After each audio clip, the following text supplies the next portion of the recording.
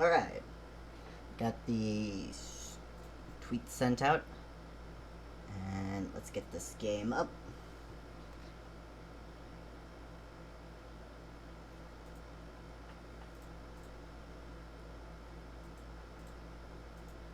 Alright. I need to turn the game audio on.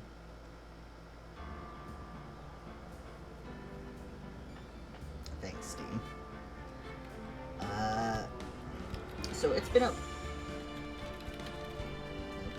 Okay, so it's been a while since, It's been a while since I played, Ace Attorney. It's been a while since I really streamed, but, so what happened last time is... there was the science girl, and we're defending her sister, who is a prosecutor, who is being accused of murder. And there's a cowboy. Yeah, I'm pretty sure it's the save file.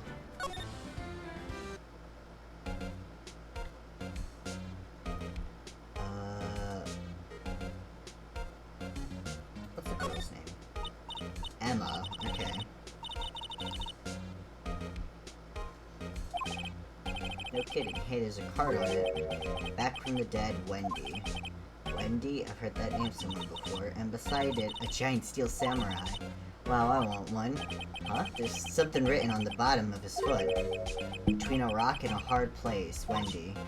Wendy? Is she Mr. Edgeworth's fiance? No. I don't think so. Yeah, I remember that. Okay, so what were we doing? What was I doing? No one would believe it was if I didn't carry this. Investigators, ID card found at prosecutor's office, crime scene. Alright, and I can, like, rotate it. Police department.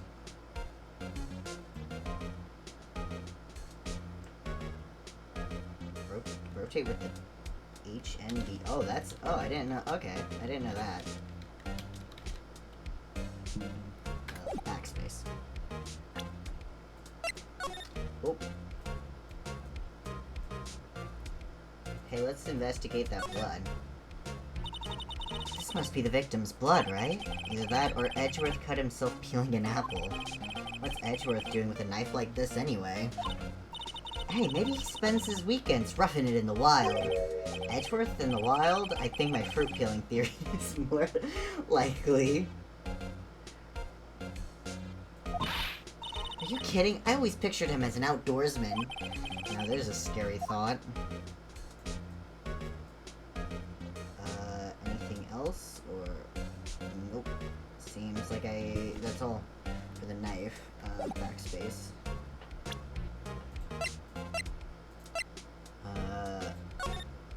Does this have anything? Oh, yeah. Hey, check it out! There's a metal plate here! Looks like the names of all the previous recipients are engraved on it. Wow, one guy's listed a bunch of times. Von Karma. I guess he must be a foreigner. Yeah, that's probably it. Well, wherever he's from, he must have been an amazing prosecutor. I'd like to meet this Mr. Von Karma sometime. When she says it, his name does have kind of a ring to it. Yeah. I see. So, that's it? Okay, that's it. It's backspace, not escape. I keep hitting escape.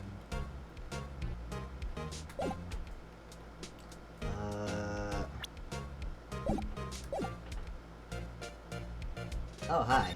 I didn't really...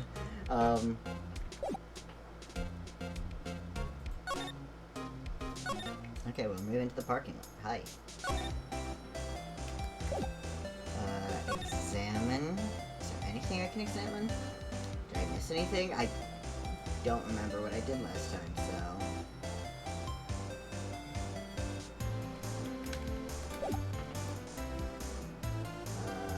I guess we're moving. Not here either.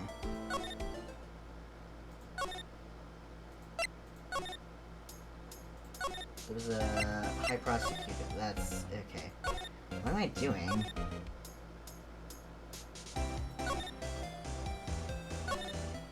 Do you...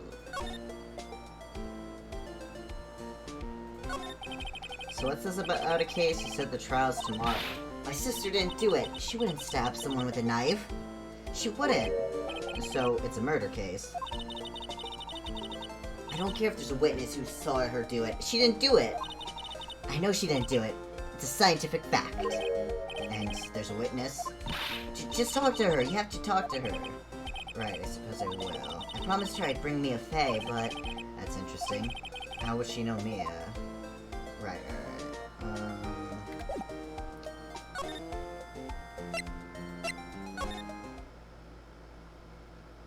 Let's, maybe we have to present some of the evidence to... Not you. You, present. Hi, what's with this? That's not what I meant. So basically this says you were the best of the best last year, huh? You can take that foolish grin elsewhere, right? I lost a day of work to receive that travesty. Huh? Why's that? I had to go to the police department to receive that broken shield. The police department? Yes, right next to the police station downtown. You've been there, haven't you? Of course. Where Detective Gumshoe works, yeah. I was wondering something about your shield. Why is it broken? What does it matter? I've got more important things to worry about. Oh, right. He doesn't seem too concerned about his award for better or for worse. Yesterday was a very busy day for the prosecutor's office. Yeah, I'd imagine. Maybe we should ask him more about yesterday? Yeah, tell us more about yesterday. Talk. The day of the crime. Could you tell me more about yesterday, the day of the murder? Yesterday was the annual cleaning day at the prosecutor's office. Cleaning day? Working with the police department, we sort and file all evidence for solved cases. We call it evidence transferal. Wiping your hands of old cases, in other words. Oh, and another thing. A ceremony was held at the police department. There's an annual review and awards for outstanding police officers and prosecutors. And that's when you got the shield? I was at the police department yesterday afternoon. I got back here at 5:12. That's very precise. People like myself and Mr. Edgeworth pride ourselves on our precision, Mr. Wright. No, I place little faith in my memory. The only thing I trust is solid evidence. Edgeworth's parkings. I remember that element of her character. Added to the court record. This is the parking stub from the underground lot. The murder took place around 5:15. So the murder happened right after you got back? What, right? I'd appreciate it if you'd direct that suspicious glare elsewhere. Who are you? Excuse me, but is Mr. Edgeworth, anywhere on the premise? I'm Edgeworth, what is it? I'm here, sir, at the request of the chief, sir. I've got your report, sir. Report? What? Did you find new evidence in the case against Chief Prosecutor Skye? I don't like where this conversation is going at all. Skye, sir? No, sir. No name of that kind, sir. Not in this report, sir. I think I just heard Edgeworth's lid blow. Mr. Edgeworth's lid isn't on very tight, is it? I made a clear request to the police department, did I not? I need to focus on the trial tomorrow, so don't bring me anything unrelated. Sir, but, sir! I'm just following orders, sir. They told me to bring this to you. I wasn't aware of the party of your... Give me your name. Yes, sir. Meekins, sir. Officer Meekins.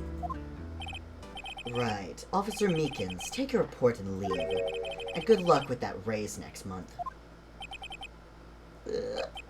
But sir, I didn't know. Poor guy. Looks like he was absent on the day they gave out brains and good luck. Right.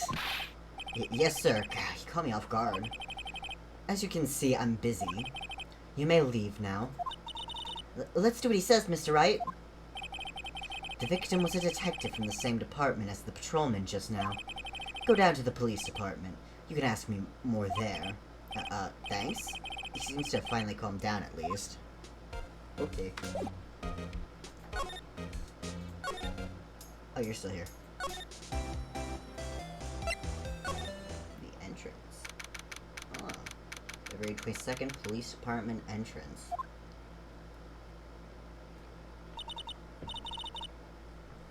Whew, we're finally here. Why would they put the police department so far away from the prosecutor's office? Beats me, that took almost 30 minutes by taxi. Traffic wasn't even that bad. The police department, huh? I've only ever been to criminal affairs next door. Hold on, what's that?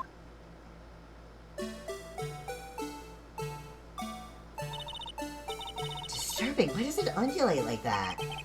Oh, wait, I know, this is the Blue Badger. We're trying to make him the police mascot.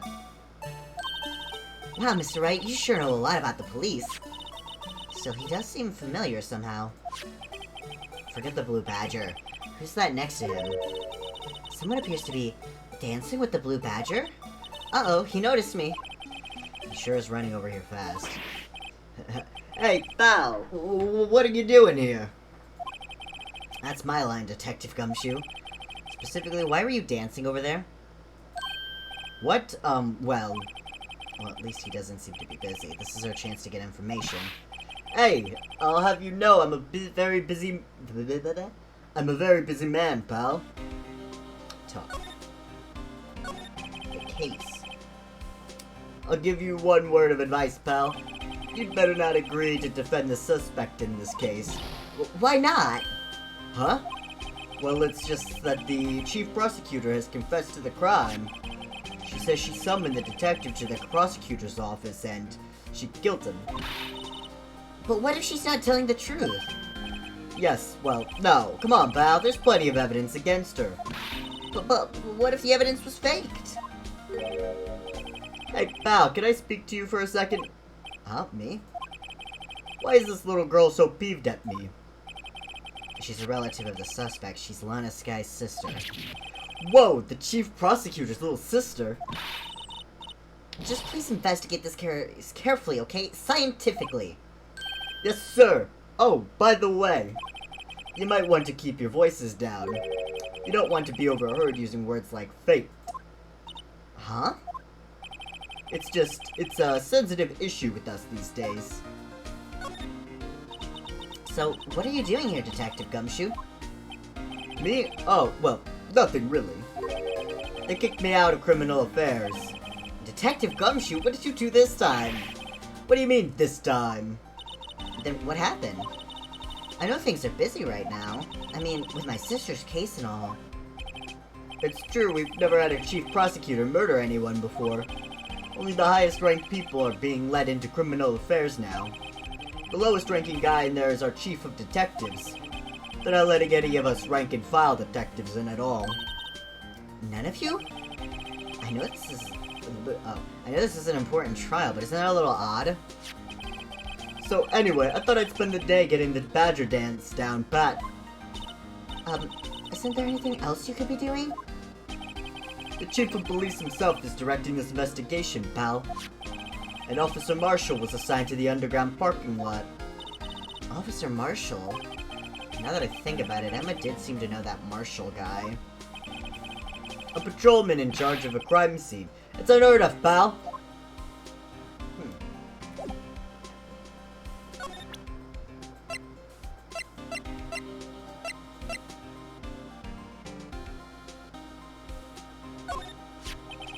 Detective Gumshoe, what can you tell me about this? Hey, pal, this is a detective's ID card. You can't just keep that, you have to turn it into the police. It's people like you that may get me into so much trouble all the time. Detective Gumshoe must drop his card a lot. Let's see, Bruce Goodman. Goodman? Sounds familiar. Nah, my mistake. But didn't you work together with him in criminal affairs? Whoa, now I remember! Bruce Goodman! He's the victim! That's what I thought. Can you tell us more, Detective Gumshoe? Yeah, tell us more. So this ID card belonged to the victim? He was a detective like myself. Detective Bruce Goodman. Don't you think it's strange? I mean, why would the victim's ID card be lying on the ground where we found it? Well, Detective Goodman should have been at the police department yesterday. There was an evidence transferal for a case he handled 2 years ago. Evidence transferal? Mr. Edgeworth mentioned that too. But Detective Goodman was killed at the prosecutor's office. Well, that's the thing. It's hard to say this, but word is that Chief Prosecutor Sky called him out there to the parking lot.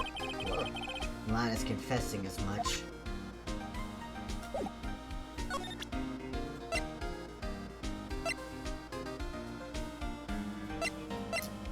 This maybe? Oh, that's it. That's the King of Prosecutors award that Mr. Edgeworth got yesterday. Were you at the awards ceremony, Detective Gumshoe? Of course, pal. I got an award for diligence myself. Ah, congratulations. I was wondering, why is the award a shield? And why is it broken? Oh, there's a reason. I'll tell you what it is later. Apparently he's forgotten. It's probably because, like,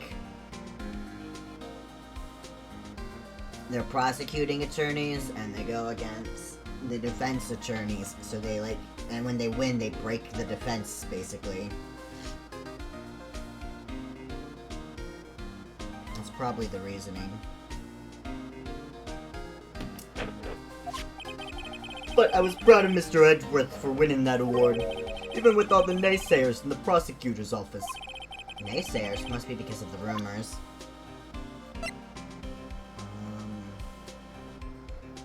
Not sure what else to...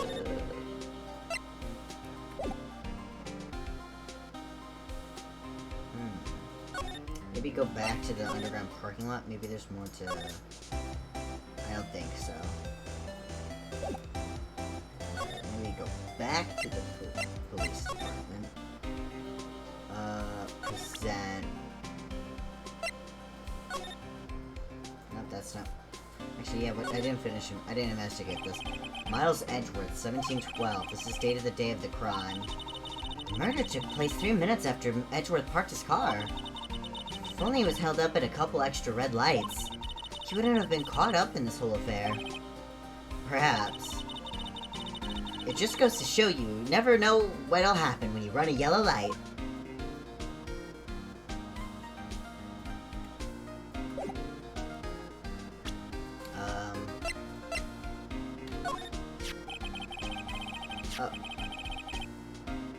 Found in Mr. Edgeworth's car, stuffed with Mr. Edgeworth's knife, huh? What would drive Chief Prosecutor Sky to do such a thing?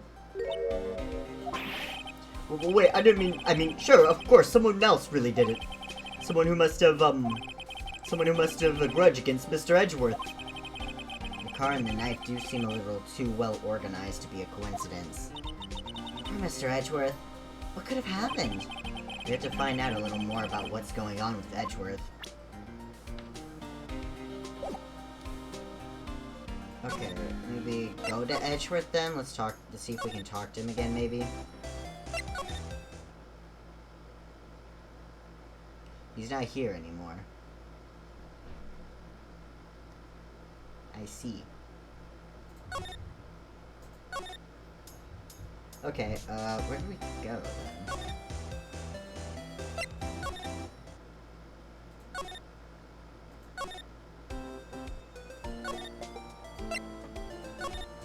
Maybe we should, examine what's there to look at. I was wondering about that. What, the Dancing Blue Badger? It's my masterpiece. You made this, Detective Gumshoe. The chief threw together some designs and I just did my thing, pal. Nice work. It's battery powered so it can go anywhere. There's no switch, so it just dances until the battery dies. Poor Blue Badger, fated to dance until he drops. Okay. Why is that evidence? Why is that evidence? Why is that evidence? The usual wanted posters are hanging up on the bulletin board here. Do you know this face? If you do, dial 911. You know, Mr. Wright, I've always thought it was kind of funny. I've never seen anyone who looked like the people in these posters. They hardly even look human. She has a point. The police. I always get excited when I come to a police station. Why is that? It just feels like I've jumped into a movie. Huh? You know, with all the police and criminals. Well, I don't know if this is all that exciting. Sure it is! Look at those two officers over there. They're probably talking about the latest bust. It's funny, I thought they were talking about the weather. Look, that patrolman is saluting the other guy. He must be a detective. And then I said, hey, you do that, your soup will get cold, buddy. That's hilarious, sir. I laughed so hard I cried. I guess he wasn't saluting, he was wiping tears from his eyes. They make a good pair. Mr. Wright, do you know why patrol cars are painted black and white? No idea why. Well, I think they're designed after a panda. A panda? Not that I have scientific proof, it's just a theory. Do you mind asking me how you came up with that theory? It was when I was on a school trip. I saw a patrol car and it came to me. We'd just been at the zoo, you see? What about zebras? Or did they not have those at your zoo? The banner here is announcing the crime-fighting campaign. Nice slogan. I wonder if they'll be selling fingerprinting sets. I don't think it's that kind of campaign. What family wouldn't want to... What family wouldn't want to sit at home? It's good for finding out who snuck into the cookie jar. I think most families can figure that out without the extra help. The detectives in there look pretty busy. Just imagine, right now, behind those doors, a police drama in action. Somehow the thought fails to excite me.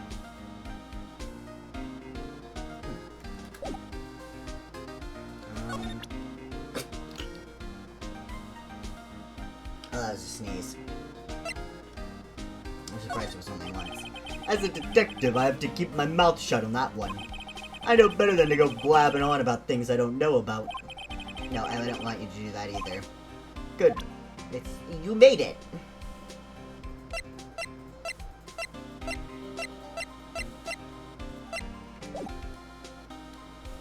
I guess I will move.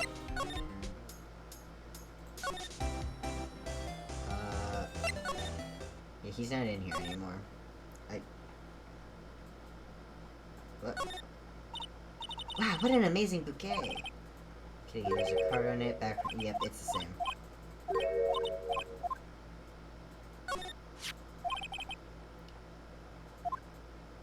Used to be it. It's not worth my $30 top. This girl has a thing about pricing everything, doesn't she? I wonder what that big K means. Mysterious. Probably king. Not sure what else would be in here.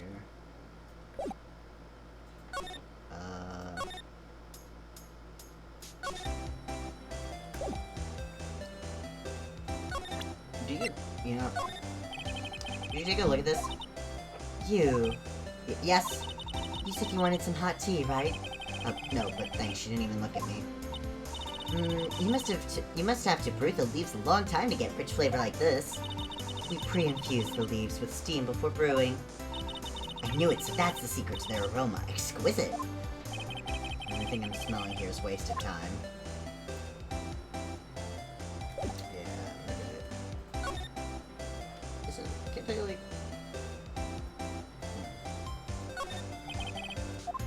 Yeah, I don't...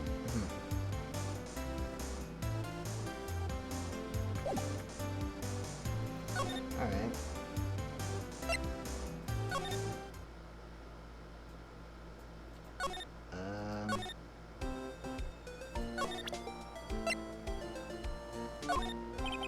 Here, see this? Ah, I've noticed that defense attorneys have a tendency to want to show people things. What is this, a behavioral study of lawyers? What am I doing now?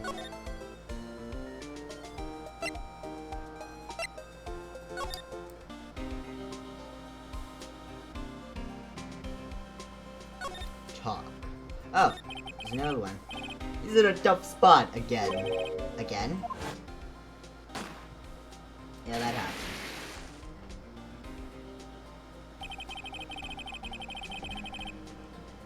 Well, it all started with the murder of that defense attorney, Hammond.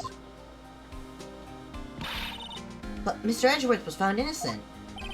Listen, pal, there have always been rumors about Mr. Edgeworth. Forging evidence, making deals with witnesses. Nothing outright, but there were always whispered rumors. Ever since he was accused of murder, no one's whispering. They're practically shouting. But there's no evidence against him. Well, Mr. Edgeworth has always had unusually strong ties to the department higher-ups. It's only natural that people would be suspicious. I had no idea it was under the gun. Anyway, this latest case has started a new rumor. People say the only reason he took this case is because he's aiming for the chief prosecutor position himself. What? But I know the truth, pal. Nobody wants to be the one who has to prosecute the chief prosecutor. Mr. Edgeworth is biting the bullet on this one. He's doing this for all of us. And that's all I know about that. I'm not officially on the case, you know. Thank you. Why aren't you handling the case, Detective Gumshoe? I met the guy who is... What was his name? The guy in the parking lot? That'd be Officer Marshall. He was appointed directly by the chief of police. Officer Marshall? Is he some kind of Wild West sheriff or something? No, Jake Marshall's just a regular officer. From West LA. For a moment there, I wasn't sure. Look, pal, let me try to make things a little easier for you. Show them this and they'll let you examine the crime scene. Maybe. Received from Detective Gumshoe allows Barrett to investigate the crime scene. I'll be surprised if this gets us anywhere. Just act like you're supposed to be there and nobody will look at you twice, pal. Hi, what's this? Why is there like an X outmark? Hey, look here! It looks like something's been crossed out. Maybe it was a letter or something to Detective Gumshoe. Let's see. Annual bonus, $20. I think a couple zeros are missing. That sounds about right, at least in that detective's case. Maybe I should rethink my career as an investigator. Yeah, maybe you should. Alright, so... February 22nd, Prosecutor's Office, underground parking lot. Looks like the investigation is still going. I have to be getting back to the shop. Sorry, looks like it'll be stuck in the pit till the sun sleeps. I'll see you in my dreams tonight then, baby. Oh, still here. Hello? Why the surprise look? Didn't I mention? I've got a boyfriend in criminal affairs, too. What happened to the security guard? Hey, what's wrong, Bambina? You're looking like a doggy that's lost its herd. Jake Marshall. Strange guy to put in charge of a crime scene.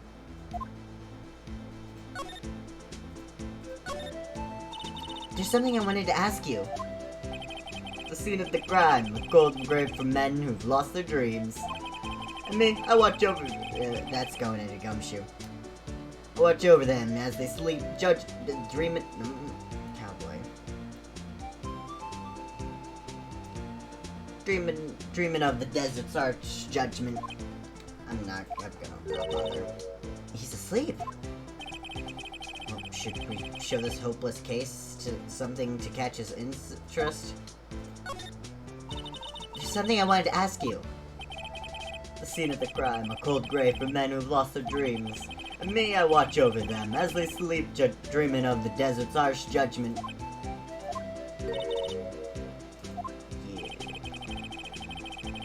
Okay, so we have to show him present.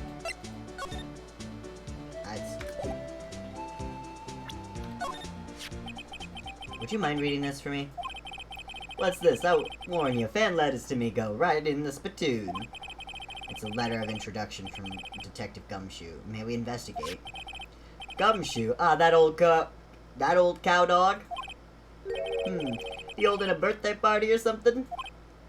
Huh? Look, where it should say letter of introduction, it says invitation. Ah. I think he just miswrote it. Wait, why am I getting all defensive here?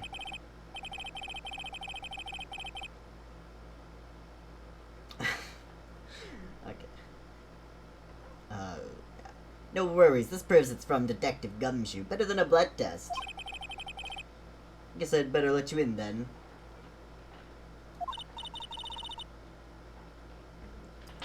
Thank you, Officer Marshall. Oh, that's right, he's a patrolman, not a detective. Which reminds me... Hey, wait a second. Isn't a crime scene supposed to be handled by a detective or higher? Well, folks, the clues are calling. Welcome to our gold strike. Be like the settler. Strike out for lands unknown. Manifest destiny. Let's have a hootenanny. That's... manifest... yeah, that was not a good thing. Note to self. Police investigations are like settling land. Well, Mr. Wright, what do you say? I say I won't be needing this anymore. Detective Gumshoe's letter of introduction crumpled and discarded. Nope, that's not... I wanted to talk. The victim. God, I don't know how to do cowboy. Officer Marshall, could you tell us more about the victim?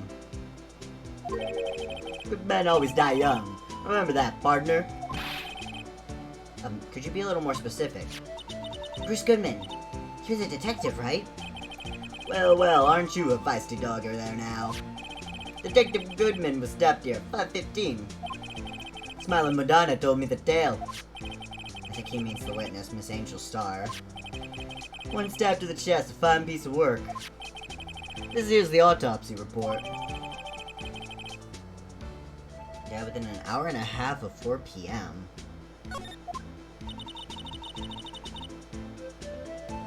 Is my sister involved with the victim in any way?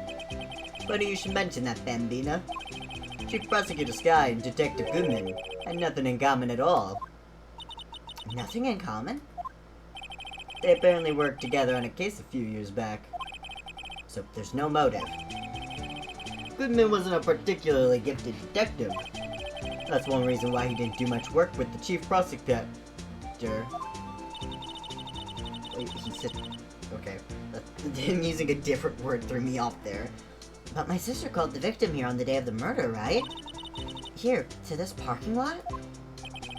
So it seems, like calling an unarmed man to a shootout at high noon. I keep going into, like, Detective Gumshoe. I don't mean any offense, but... Officer Marshall, you're a patrolman, right? Not a detective. You call me out, they'd shoot you for that in Texas. Huh?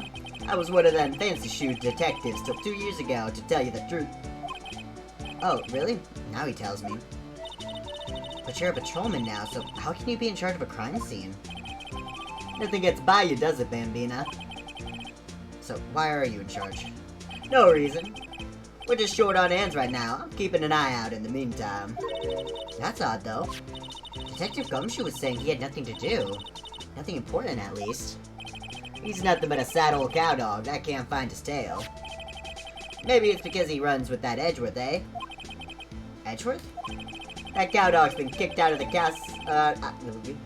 this cattle run by order of the chief of police. Just he doesn't realize it yet. Detective Gumshoe kicked out of the investigation. Now I can slide. Cool. This rope, is it? Yep, they laid it in the outline of the victim's body. So, wait. The victim must have died when the killer closed the trunk on him. You've got to be the only person I know that would come to that conclusion. This looks like a cell phone. Scientific analysis would suggest this belonged to the victim. I can't think of anyone else it could belong to. What's so scientific about that? Should we check it out? Yes. Right. Let's see. Check it out. Right. Let's check it out.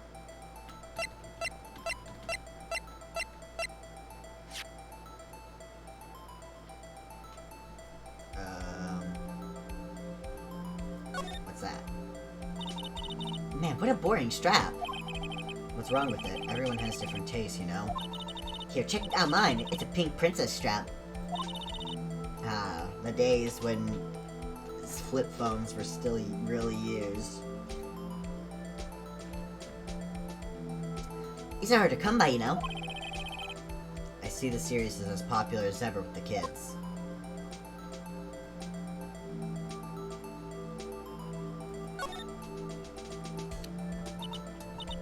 This one's still on the redial screen.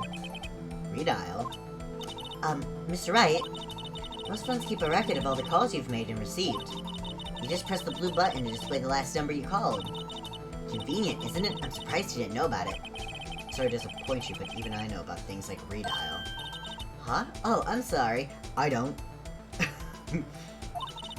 It's just, you never know with people from your generation. Whatever, let's check this phone out.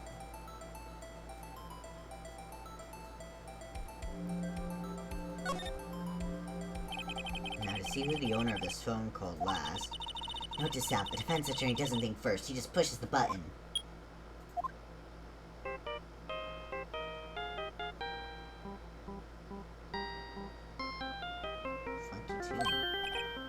Hey, that song! Oh, whoops. Hey, that song! I know that! Hey, what's going on over here? Over there. Sorry. I see you, partner. You pressed redial on that there phone, didn't you? Oh, well, yeah. Whose phone is this anyway? Was it on the ground over there? Whose is it?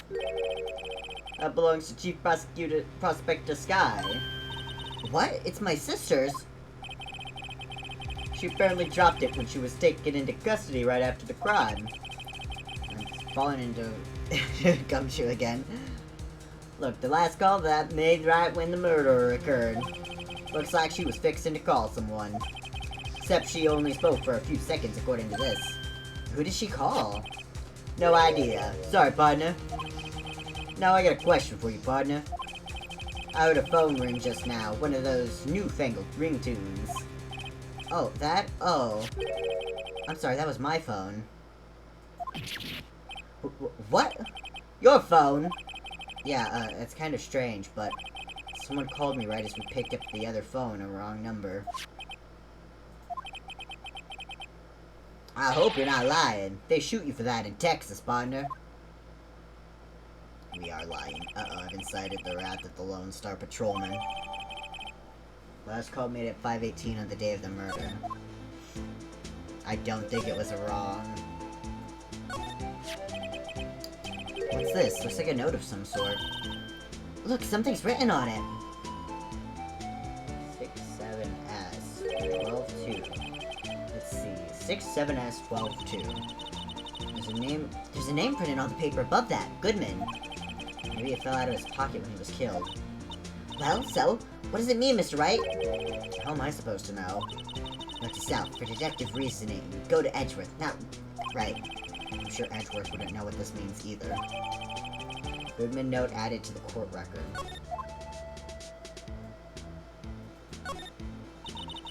A block. This area is reserved for prosecutors. Defense attorneys are relegated to B block. I dream of the day when I will be able to park my car here. I'll go over to B block to buy my hamburgers from you, Mr. Wright. I'm not planning on giving up my job that soon. Just seems like he's gonna sell hamburgers. This appears to be the car where the body was found. Looks like the lock on the trunk is busted. The crime took place in the underground parking lot at the prosecutor's office. The body was found in the trunk of my subordinate's car. Quite a luxury car. It just screams, I have money to burn. Yeah, prosecutors get the big bucks. Jealous. B block is through there. That's where the visitors park. I can see the Lunchland car over there, far in the distance. Hey, you're right. I like the cute design on the door. I can see a cartoon cow munching down on a juicy-looking steak. Doesn't that strike you as a little creepy? Just don't think too deeply about it and you'll be fine.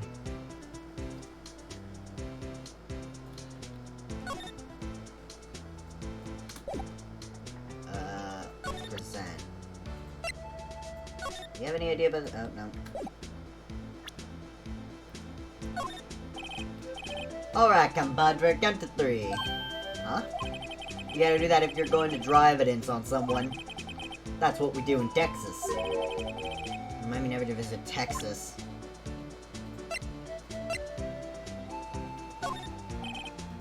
Okay, no.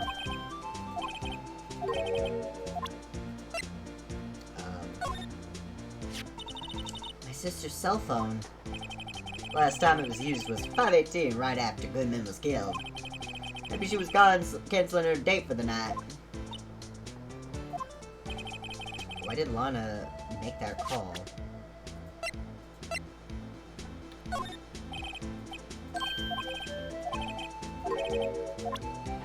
Is there any new... Oh, no, that's not what I meant to do. Oh, yep, there it is, Lana Scott. So, there's no connection between Detective Goodman and my sister? That's correct, but there's a gold mine of evidence against her. And the prospector tomorrow is none other than Edgeworth himself. I'm afraid your sister's fate is decided, Bambino. Many condolences. Officer Marshall? Yeah, Bambino? How can you say that? You and my sister, you were... Is there something between this cop and her sister that I don't know about? I apologize, Bambina. Something must have gotten to me. Maybe it's that dry wind that's a-blowing through the prospector's office. Dry wind or ill will, someone's up to something here, but who? Suspicions about Mr. Edgeworth have been flying around for nearly 2 years now. Forged evidence and arranging testimonies, you mean? He was unbeatable because he did whatever it took to win. Unbeatable, that is, until he met you. But rumors are just rumors, aren't they? These are prosecutors we're talking about. Evidence is everything to them. You follow the rumors about Edgeworth through their source, you find one person. But they're off limits. Untouchable, you might say. One person? Who? Hate to say this, but it's your sister, Bambino. Chief Prospector Lana Sky. What? My sister? Edgeworth couldn't rustle all those cattle by himself. Some people load their guns with bullets, some load them with deals. What are you saying? Edgeworth was making deals to win trials? Where there's gunshots, there's bound to be bullets. That's what the old-timers say. There's a big old secret hidden around here somewhere. Everyone knows it. Is that why Detective Gumshoe was taken off the case? Did they target him because he was closest to Edgeworth? So, well, how are we doing, Mr. Wright? I guess we've got some clues. We have an autopsy report, a note from the victim, and a cell phone. So, you think we'll be okay? Well, the only thing still bothering me is that Lana is confessing to the crime. She says she did it. No problem. I can guarantee that she's not the criminal. Oh, by the way, Emma. Yes? I know that song your phone plays when it rings. What? It's the Steel Samurai theme song, isn't it? The popular TV show for kids. The phone that rang earlier wasn't mine. It was yours. At 5:18, just after the murder took place, your sister called you, didn't she, Emma? I'm sorry. Can you tell me what you talked about? She hung up right away. I see. It's your sister Emma. Okay. Detective is murdered and the suspect is the top prosecutor in the district. I've got a bad feeling about this. Like, maybe I still don't know everything that went on here. Yeah, I very much think we don't know everything that went on here. To be continued.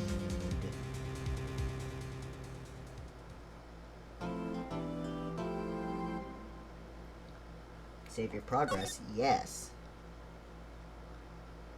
I just saved there.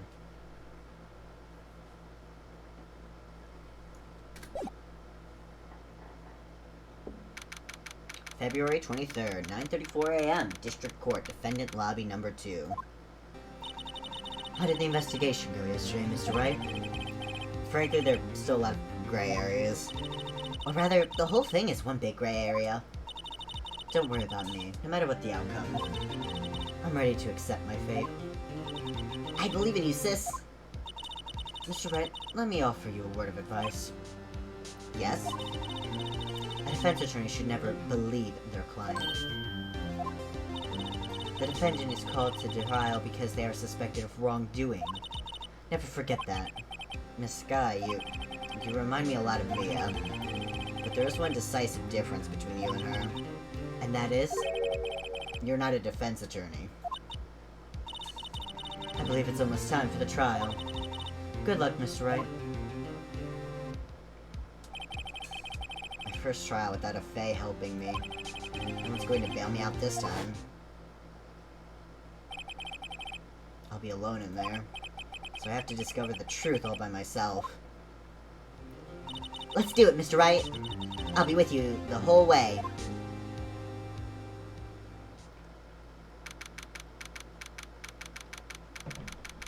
Here we go, the trial. February 23rd, 10 a.m., District Court, courtroom number 9. Court is now in session for the trial of Miss Lana Sky. The defense is ready, Your Honor. The prosecution has been ready for a while, Your Honor. Edgeworth. It's been 2 months, but I haven't been in a courtroom since this trial. I hope that personal feelings will not be a part of the proceedings today, Mr. Wright. You tell me, gay boy. Howdy! Howdy.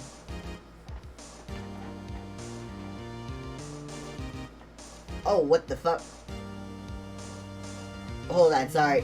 Windows update just showed up on my screen. Remind me tomorrow.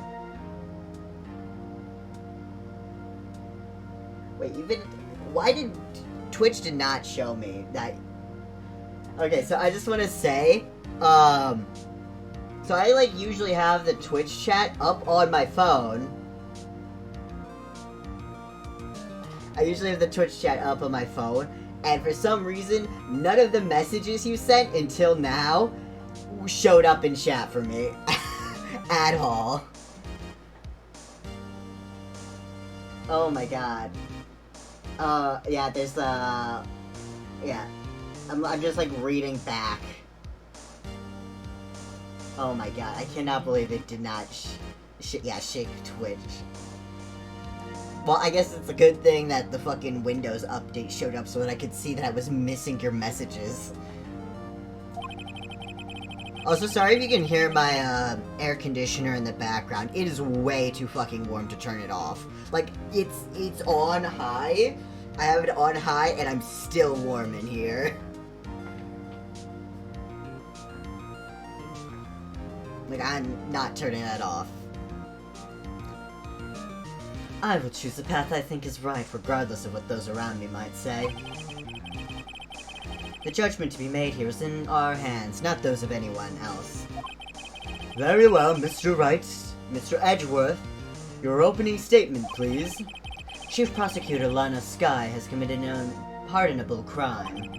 Not only this, but she was rash enough to commit it in the prosecutor's office lot. Wow, he's much more forceful in person. I suddenly feel like confessing to everything. However, she will now pay for her rashness with her life. There's a witness to her crime. A professional witness. Well then, call your first witness, Mr. Edgeworth. The prosecution calls its first witness, Miss Angel Starr, to the stand. The cough-up queen? Was she called that? What? Haven't I seen you somewhere? You ordered the caviar lunch, right? Oh, caviar! I've never eaten caviar before. It's just really wolfing it down. And for you, I have a fiesta bowl. Thanks. Would the witness state her name and profession? And you, sir?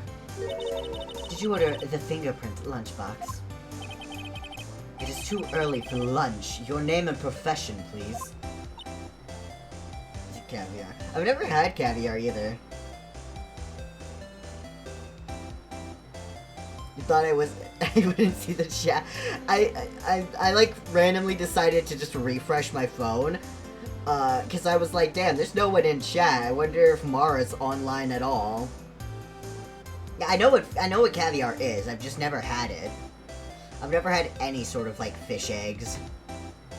Probably because I don't eat much in the way of seafood. Because I'm landlocked, like, doubly so.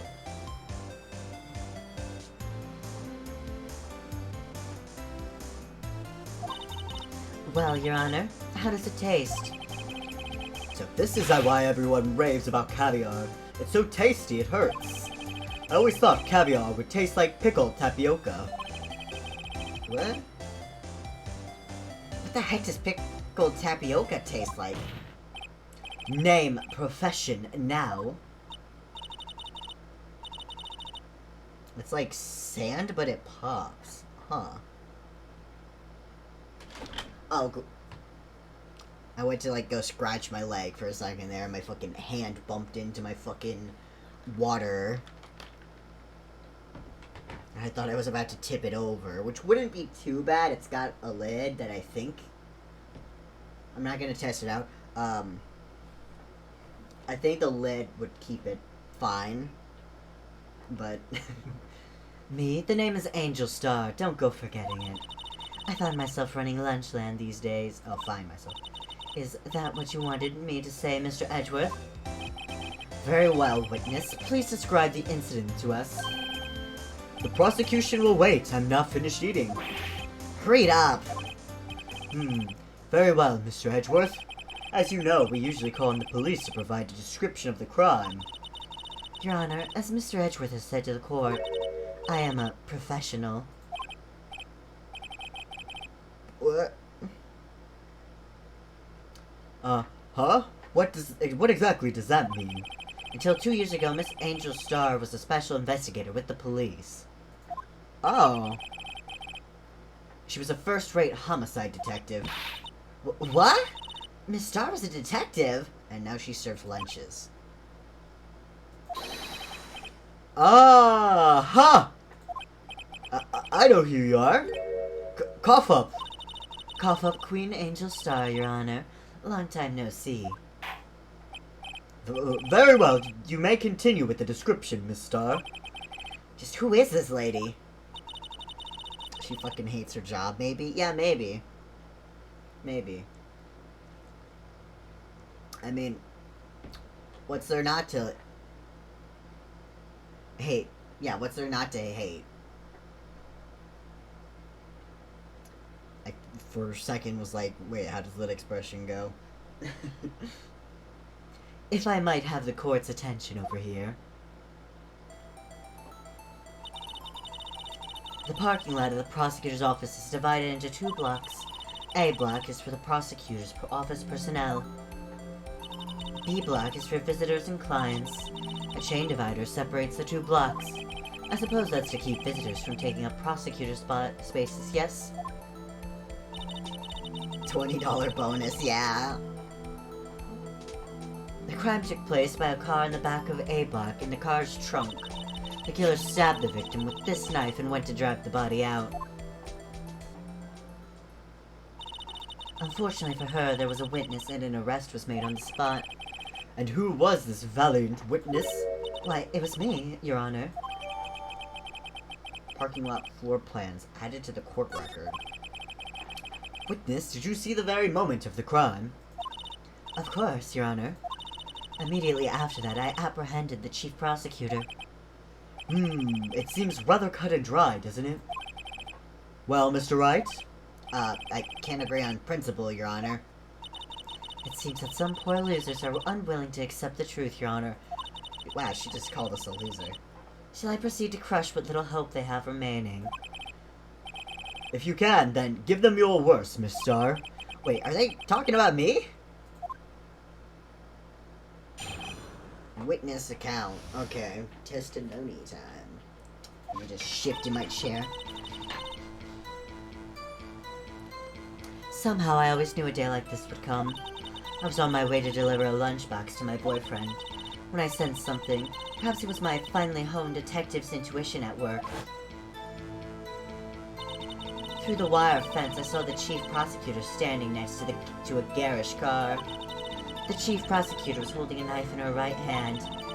Then, she thrust the pointy tip of the knife into Detective Goodman's chest. Bringing a lunchbox to your boyfriend. How touching. Oh, we don't have the autopsy report. I thought maybe, wait, no, we do.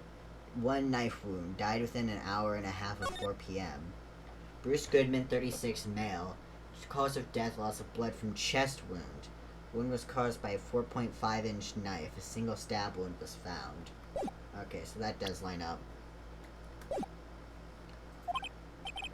As you can see, there's no room for doubt. The key point of your testimony seems to be nothing other than the point of the knife which you saw being stabbed in Detective Goodman. So, how does it feel to be so utterly crushed? I'm still thinking about that. It's merely a flesh wound, Mr. Wright. Nice. Very well, Mr. Wright. You may cross-examine the witness.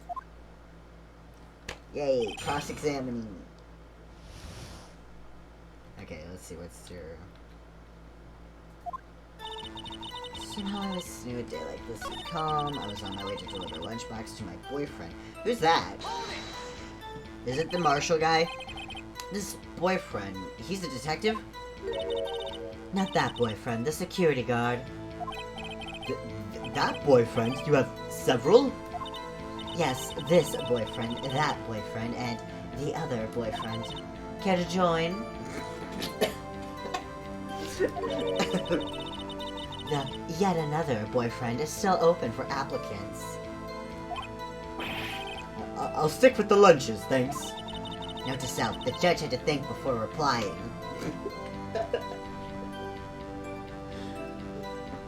Oh my god. The security guard room is in the lot in A block. It's up on the second level, so you can see everything from there. That would be the room with the security sign. Incidentally, did you bring your lunchboxes by car? Since I'm a visitor now, I parked in B block. So, she was in B block when she witnessed the crime. And I sensed something, perhaps it was my finally home detective, so through the wire fence I saw the chief prosecutor standing next to a garish car. Press on that. By garish car, you mean... Mr. Edgeworth's car, yes. Mr. Edgeworth's? Incidentally, the knife with which the victim was stabbed was also Mr. Edgeworth's, wasn't it? Indeed it was. What an odd case this is. And the person you saw, you are sure it was the defendant? I saw her from no further than 30 feet away. I'm certain it was her. If she's telling the truth, we're doomed.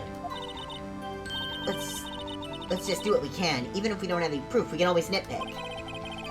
We're dealing with Edgeworth here. I need something more substantial than that.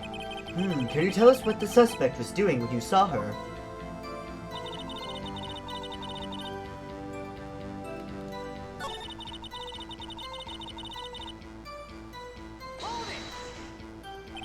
Tell the court why you didn't stop her to stop. She was on the other side of the fence. What? She was on the other side of the fence. What could she do? You did see her raise the knife to strike, no? The defense has a point. Unfortunately, by the time I realized what was going on, it was already too late. Too late? Yes, the next moment. The chief prosecutor brought down the murder weapon. I see. It's only a flesh wound, Mr. Wright. We can make it. You said that before. Anything else? Scientifically speaking, Miss Starr's testimony is flawless. I mean, she can shout. Yeah, she can shout, but I'm not sure what good shouting would do. I guess besides alert that she was being watched, which maybe would have stopped her, but possibly not if she's admitting to it. Sounds pretty fatal to me. What do we do? Is this it? Is my sister guilty? Let's just keep our heads cool and press the witness a bit, shall we? For some reason, having her panicking next to me makes me calmer. Don't smile like that! Why? How did you know? I respect the prosecutors, the basic abhorrence of crime. Yet their methods are ugly and twisted. Twisted methods will lead to tragedy, will always lead to tragedy.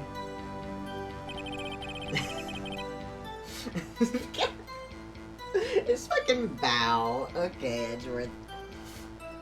The lunch lady's uninformed opinion is duly noted, given that they are used to erasing inconvenient evidence at their whim. Killing off a detective that knew too much is merely an extension of that. Miss Starr, do you have something personal against prosecutors? I felt that I had found my dream job when I became an investigator. And if I hadn't been laid off by those prosecutors over there, I'd still be one. Laid off? She was fired. Oh, I thought she quit. To me, prosecutors are nothing more than worms. That said, I am a pro, as you know. My testimony is unbiased and flawless. Very well, you may continue, Miss Starr.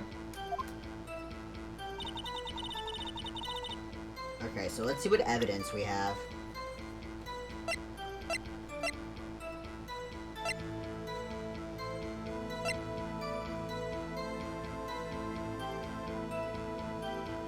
No prints.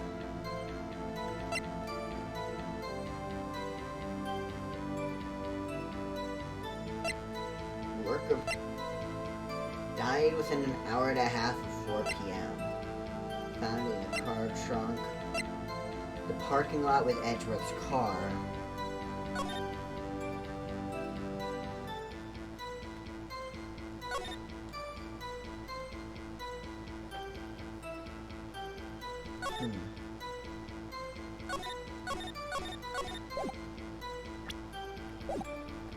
When I sensed something, perhaps it was my finely honed detective's intuition at work.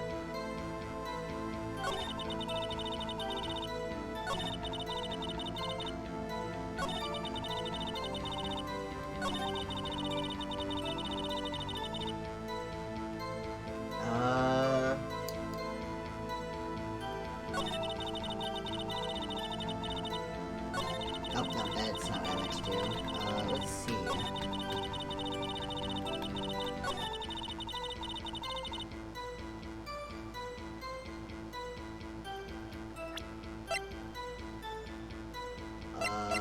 Let's check this.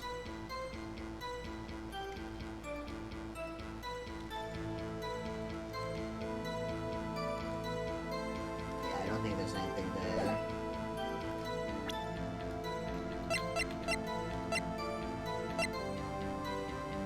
One knife wound, victim's memo.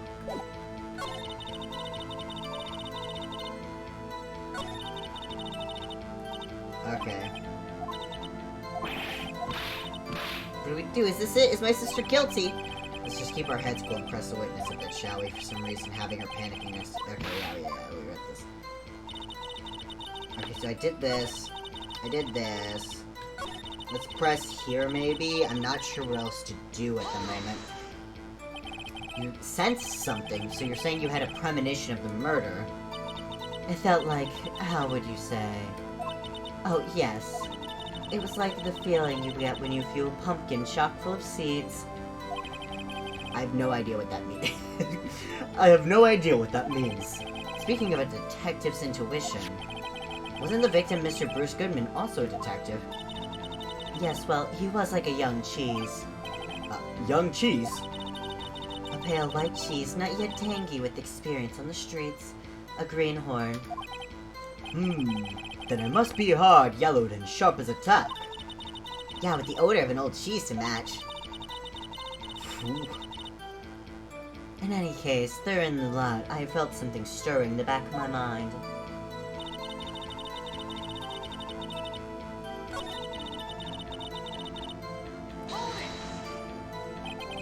Tell me more about this knife that the suspect was carrying. Well, I'd say the blade was about 4 inches long. Is that right, Mr. Edgeworth? It is your knife, after all. Yes, that's about right. Prosecutors are, by nature, well-versed in the location of a man's vital organs. I'm sure it was easier than boiling an egg for my egg salad surprise set. You can't testify as to her ability to kill an egg, I mean a person. Perhaps a chicken salad set would have been a better metaphor. So, the defendant was holding the knife. What then? The pointy tip of the knife. I mean,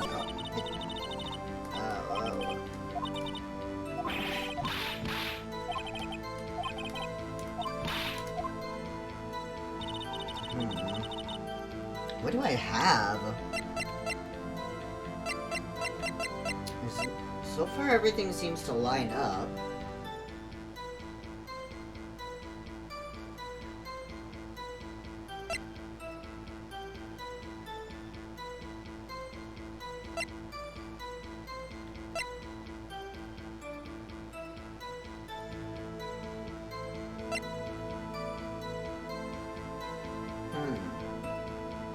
You kinda have an idea? What's your idea?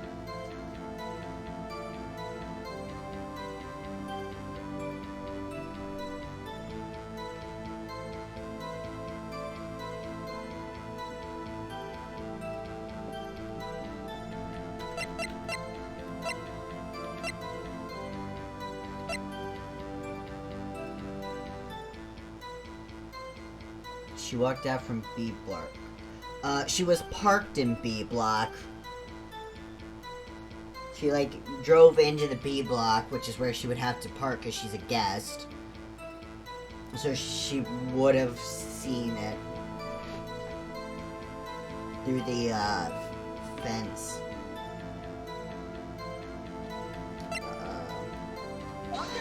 I didn't mean to hit that button.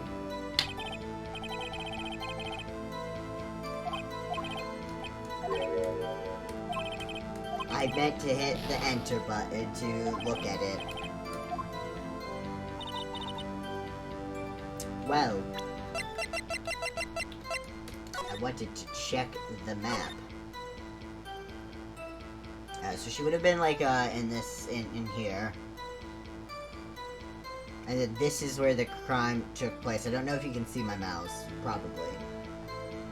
But yeah.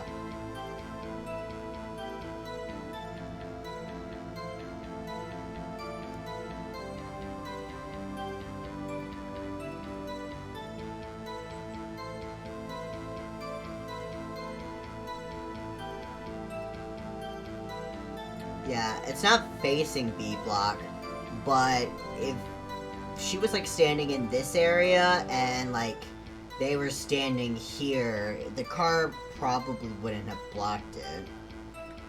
Like, I'm not sure.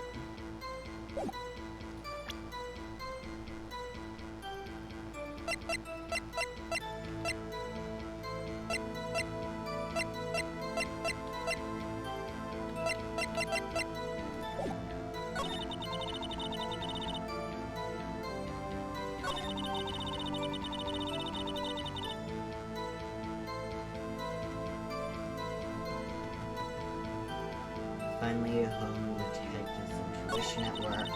Through the wire fence, I saw the chief prosecutor standing next to a garish car. I don't know this case at all because I've never played these games before.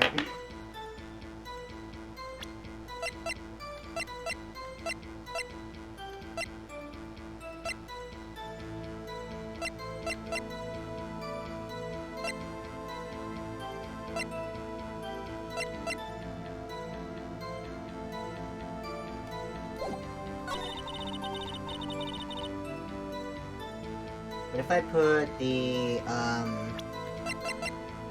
what if I use this maybe? Because it says it has no prints.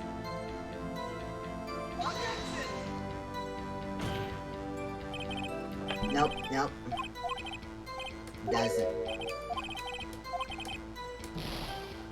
I did think. Hold on, I'm gonna save now just in case.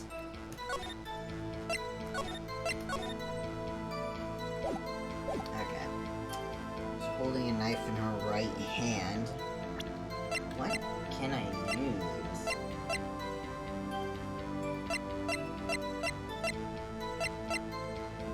Parking stub. Seriously, why is this thing a piece of evidence? I've been sitting here wondering that. entire time.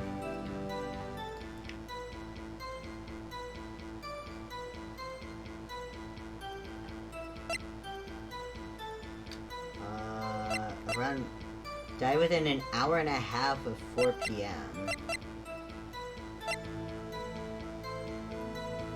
Victim's memo found in the car trunk. Property of Lana Sky. Last call made to your sister at 5... So, like... I don't think so that we didn't already see.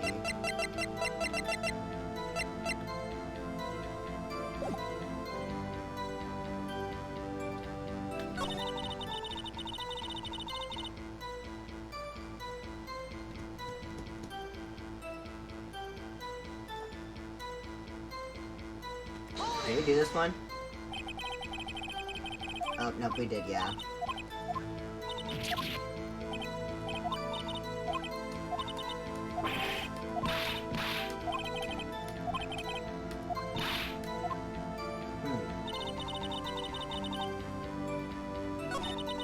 I think we've pressed every line.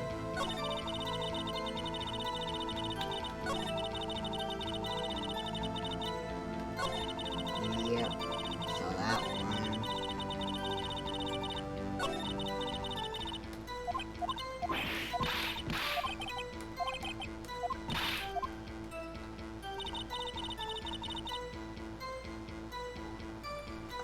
What could it be?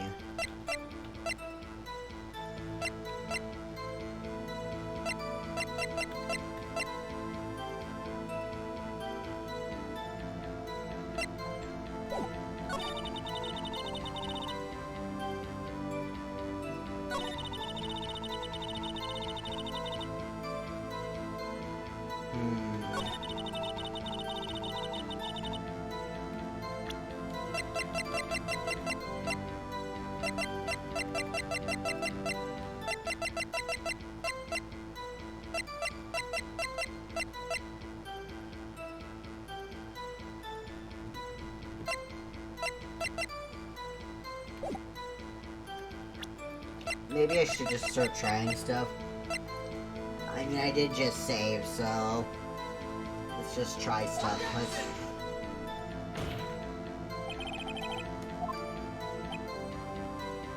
Clearly faulty, Your Honor. I'm sorry, but I can see nothing faulty. Yeah. Yep. Look, I must be on the wrong track.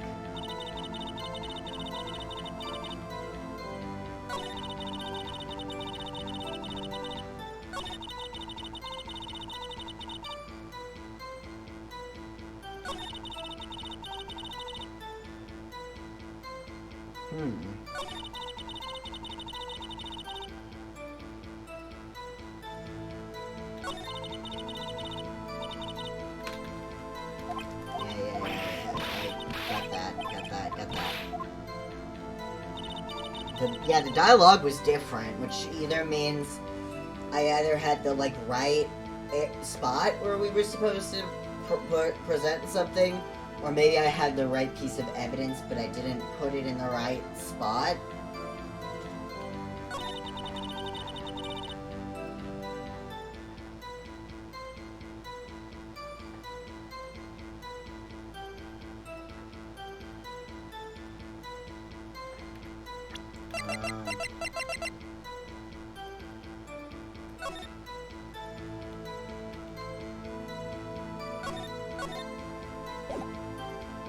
Maybe I'll try here. Why not?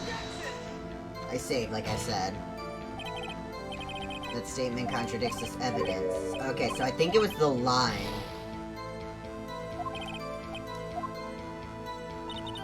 I'm just gonna load my save now because I'm almost dead.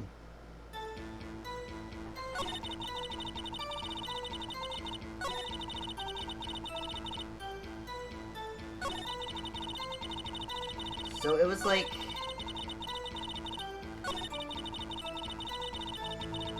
this line, I think, maybe. I think I pressed every line, though. I did this one. It was his knife, indeed it was. There's talking. An odd case this is, and the person you saw your shirt was a defendant. I saw her from no further than 30 feet away. I'm certain it was her. She's telling the truth, we're doomed. Let's just do what we can. Witness, in your testimony you clearly stated the following. Prosecutors are nothing more than worms, ergo, you are a biased witness. You might want to keep those silly opinions to yourself in the future, rookie. Okay, well, I guess... Huh? Rookie? Unless you're willing to risk the consequences of doubting me. I'll fry you like a fritter, crispy on the outside, chewy on the inside. That was inspiring. I believe I've heard that tagline elsewhere. You could cry plagiarism. I may be relegated to the lowly post of lunch lady, but my instincts are honed. She took a photo? A photograph? A photograph? You took this? The moment I witnessed the crime, my reflexes took over and snap, I took a picture. In fact, one of my lunchboxes is rigged with a camera. I suppose that's more exciting than just hanging it around your neck. Witness, why am I only seeing this photograph just now? You think I'd show it to you, a prosecutor? Think again. My boyfriend works in the photography division of criminal affairs. Well, this is most certainly the defendant. This right when she becomes so serious is so hot. Gay. The hat destroys everything, though. Yeah, the hat's a little ridiculous. Uh-oh, this is unmistakably Lana Skye. So, what was the defendant doing at the time?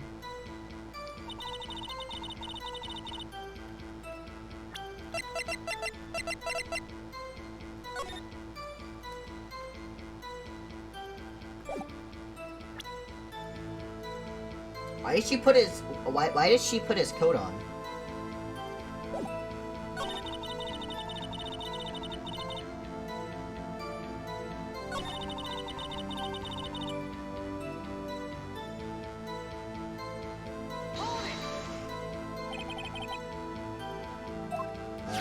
This is the same line of dialogue.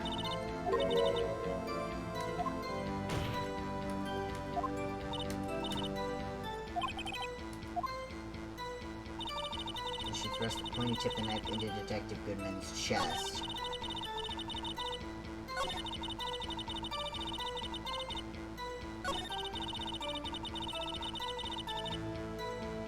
Is there something in the picture, maybe? Can I, like, look at the picture?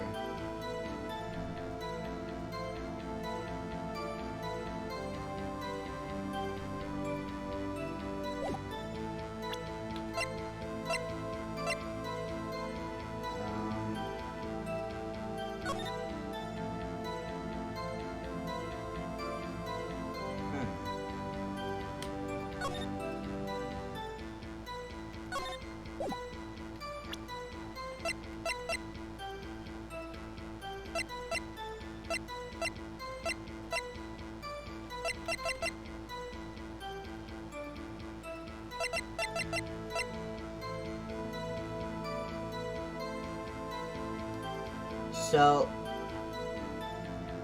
what happened is Edgeworth shows up at 5:12,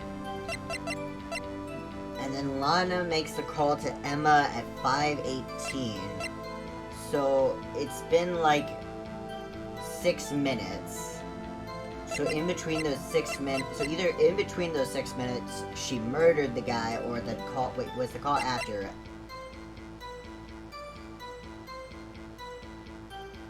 I did say I could kind of, like, investigate again, right? I didn't care about the strap.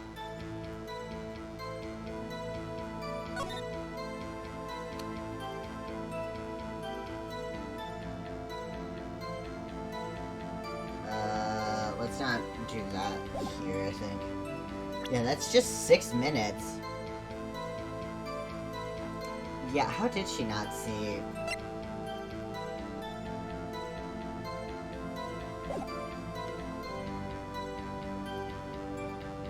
Especially because after she saw the murder happen, why did she, like, not, like, scream or something? Like, she took the picture. Obviously, the picture was a good idea for her. But, like, she's, like, so fucking nonchalant in the picture.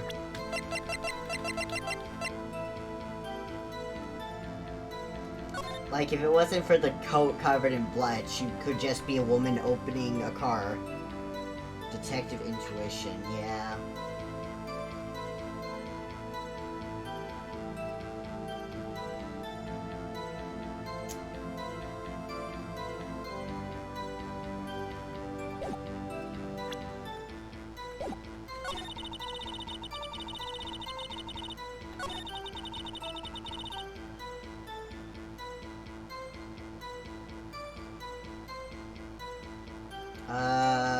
Let me save again, because this case I'm definitely probably gonna have to do a lot of trial and error.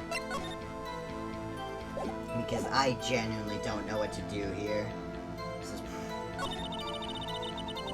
is my finally home detective's intuition at work. Why depends I saw a chief prosecutor standing next to a garage car. Not only that, but she had the time to, like, she had the time to pull the fucking jacket off of the guy.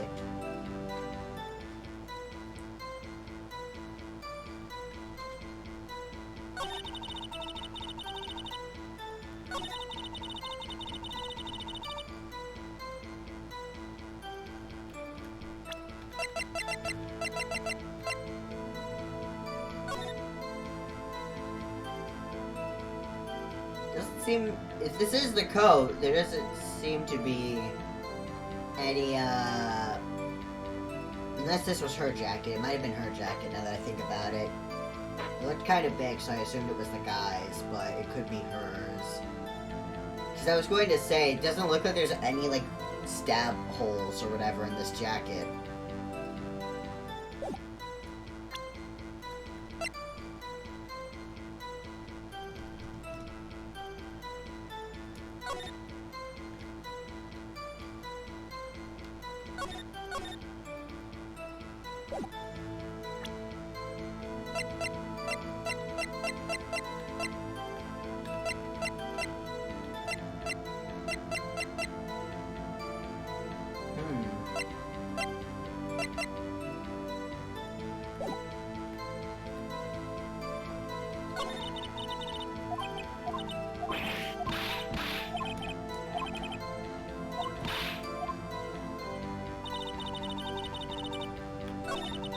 On my way to deliver a lunchbox to my boyfriend.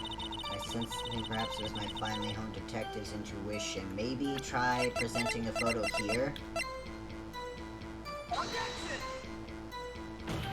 Let's see if maybe I can get just at least some new...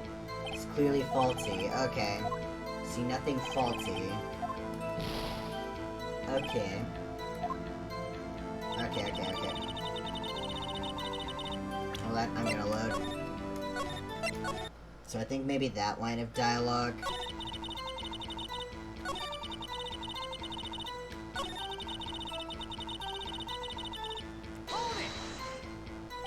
You sensed something, so you're saying you had a premonition of the murder. I felt like I would say, oh yes, it's like a feeling. I don't get that, what that means. Also detective. So he was like a young cheese.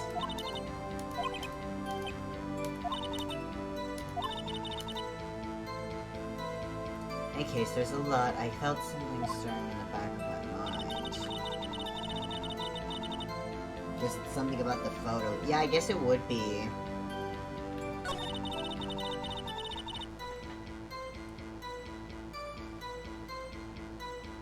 Where'd the knife go? How about try maybe that? Because if she had the knife, wouldn't it be in her hand? Because they found the knife in... Because didn't they find the knife in Edgeworth's room? Wasn't the knife in Edgeworth's room? Oh, Oh, that was right. Okay, that was right. That was right. And you witnessed this. You saw Miss Sky stab the victim with the knife. As I've already said, yes. I swear it on my finest salmon swirl lunch. I'm sure that is a fine lunch. But isn't that odd? Look at this photograph. This is the photograph you took at the very moment of the crime, is it not? Then why is Miss Sky not holding a knife? Ahem. Mr. Edgeworth, your thoughts? Objection. That had to be the weakest objection ever, Edgeworth. Yet it was still stronger than your ever-feeble mind, Mr. Wright. What do you mean, Mr. Edgeworth? He's calling me stupid, Your Honor. This photograph was not taken the moment before the stabbing. This was taken the moment after the stabbing.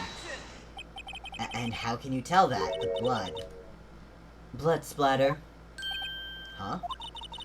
See the dark crimson stains in the chief prosecutor's coat? But it's a black and white photograph. Ah, yes, it's hard to tell, but this could be blood. Well, Mr. Wright, I see no problem here. No problem, except you. Mr. Wright, are you going to just sit there and take that kind of abuse? You got a better idea.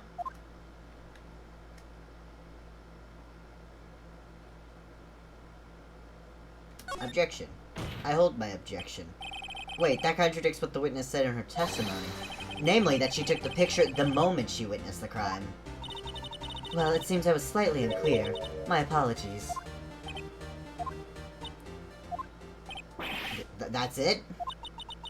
If you run out of lunch, you order seconds. Problem solved. If you don't like it, try ordering the jumbo-sized lunch from the get-go. Good advice. I'm not sure I understood it, but good advice. No, I didn't have time to stop her. Prosecutor Sky was cold, calculating like, Okay, she did have a jacket on.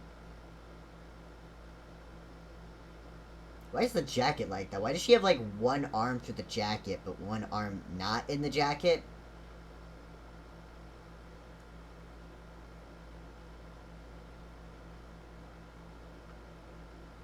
Huh. I wonder if maybe it's because of, like, I wonder if maybe it's the same reason that superheroes actually have, like, capes. Because the reason why superheroes have capes isn't just the fact that they look kind of cool. It's also because, it can be hard to, like, just show, like, motion in a still image. So the capes act as a way of being able to show things like wind and motion.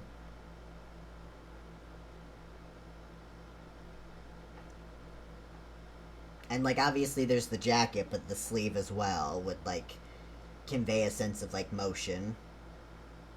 Prosecutor Sky was cold, calculating, like a robot. She killed without pain or remorse. It was a premeditated murder. Premeditated? How do you know? Look at the chief prosecutor's hands in that photograph. Well, are those gloves? Surgical gloves made of thin rubber, most likely. Why would she have those on? If it was not premeditated, she would not be wearing those gloves. Ah!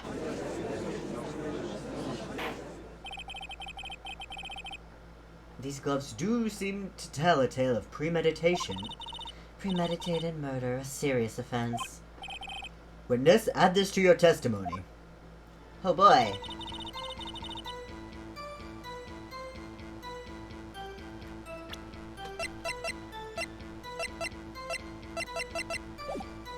Press. What if she was just in the habit of wearing gloves, like driving gloves? The gloves were admitted as evidence when the defendant was arrested. They were rubber gloves of the kind used for autopsies. In other words, when the chief prosecutor came to the crime scene, she came to do murder. It's the only possible conclusion one can make. Everything was planned. It was a premeditated crime. Ah! Impressive. I'm sorry they took you off the force, Miss Starr. This is bad. So here's my plan. Here's my idea. So I think Angel Star or someone she knows is the one who really did the murder. Maybe. Okay. I don't actually know what I was thinking with that. Because my initial idea was like, oh, maybe she was wearing the gloves. Cause Lana actually saw the murder happen and was going to investigate. But then I was like, she's pretty calm in the photo. I would not be that calm if I saw murder happen. And that my thought was that maybe the stuff that's on her coat might have been like, cause the lunch lady serves lunches, and maybe she like spilled some sauce on Lana like on purpose. I guess she band together with her boyfriend, other boyfriend, another boyfriend, and killed the guy. Yeah. This is bad. She's got them thinking that this was all planned. If she can prove this claim, the trial's already over. We gotta think of a way to show that this wasn't premeditated. It's only a flesh wound, Mr. Wright. We can make it. Yeah, okay, you said that before.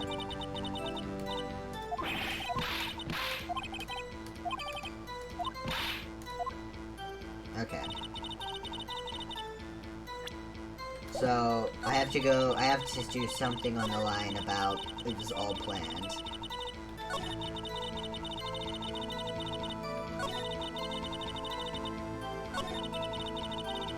I clicked the line. I clicked past the line.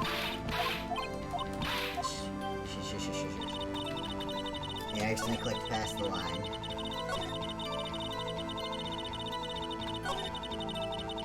So the chief prosecutor standing next to a carriage car. The murder was planned. Okay.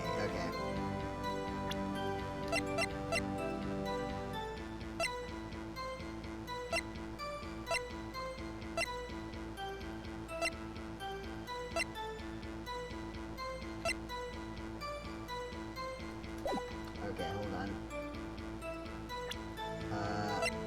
Save again. Ahead.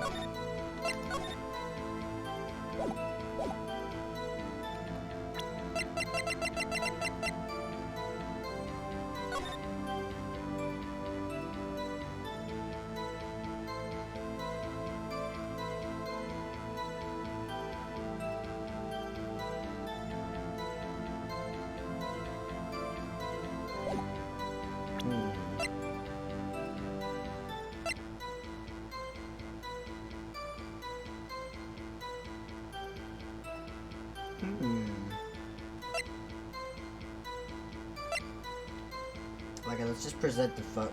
The photo didn't work. Maybe the parking lot?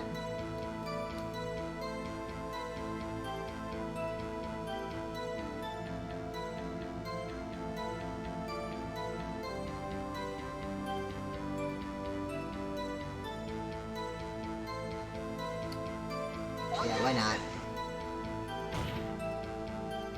It's faulty. Yeah, okay.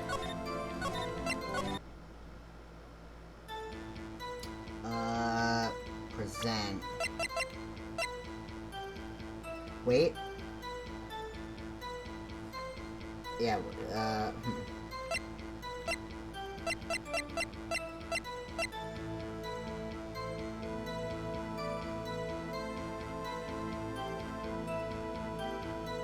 How is it a plan if she uses his knife?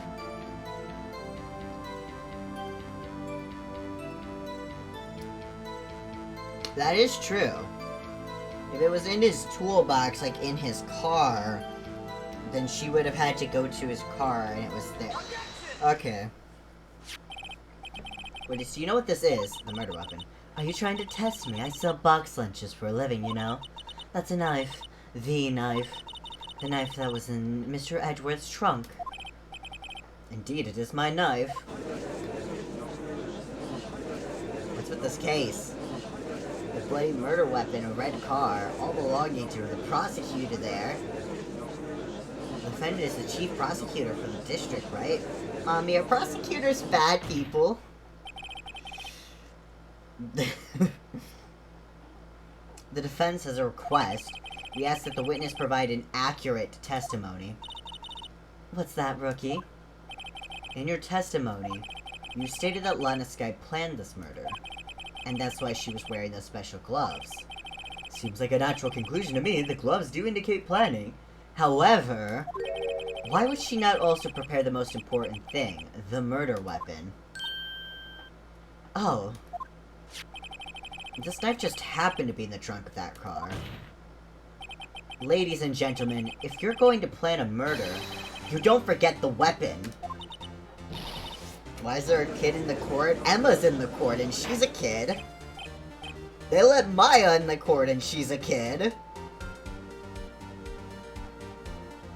Order, order, order. Honestly, I'm surprised the kid's paying attention, considering how boring actual case trials are, like in real life, but...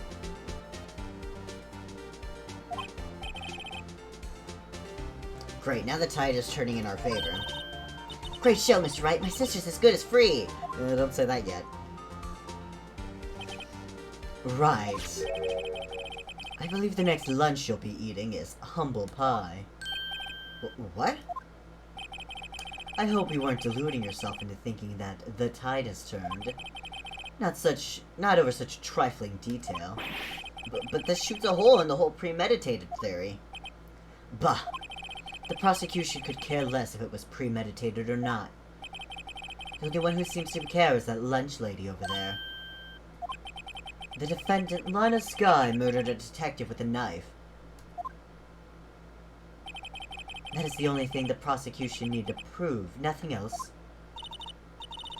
Very good, Mr. Prosecutor. I suppose you think you're clever now. But you know as well as I do that she planned on killing him. It was planned. If it wasn't, why would she have been wearing... I believe I'd like to hear your testimony again. Witness, please tell us only what you saw, not what you thought. How dare you? My powers of deduction are not to be underestimated. Really now. Angel's deduction. Lana Skye intended to murder Detective Goodman. That's why she called the victim all the way to the prosecutor's office.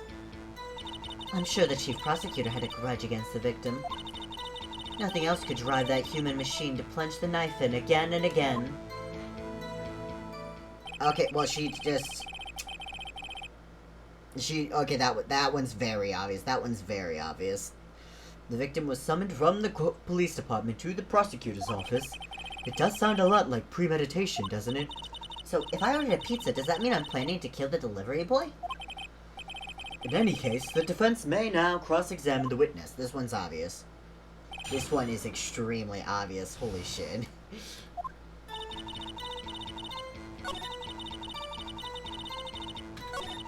The chief prosecutor had a grudge against the victim. Else could drive that human machine to plunge the knife in again and again. That's not what happened. There was only one wound. There was only one knife wound. You say she stabbed him again and again, but you couldn't have witnessed that. Are you testing me? Then I'll test you. With my moss surprise. I'm afraid the moss is growing under our feet as we wait, Miss Starr. What do you mean? I shouldn't have to explain this, but take a look.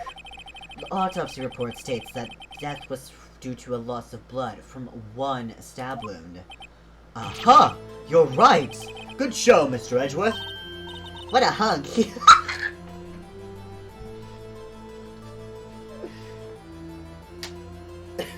Oh my god, I see you're fucking going ham in the chat. He's my hero, really? What about my objection? No one noticed. Well, witness? You got the crime scene said, right? Oh, thanks.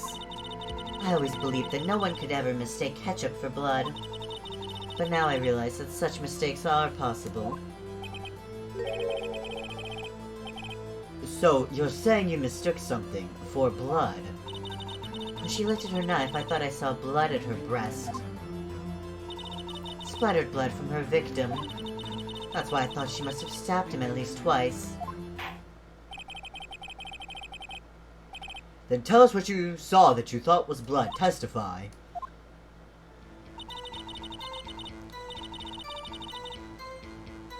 Her red muffler looked like blood to me. That's how ghastly the whole scene was. She wasn't wearing a muffler. That's like a scarf, isn't it?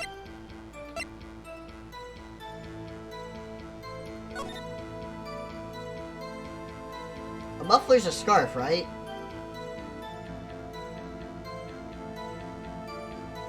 It doesn't look like she's wearing a muffler there. If it's a scarf.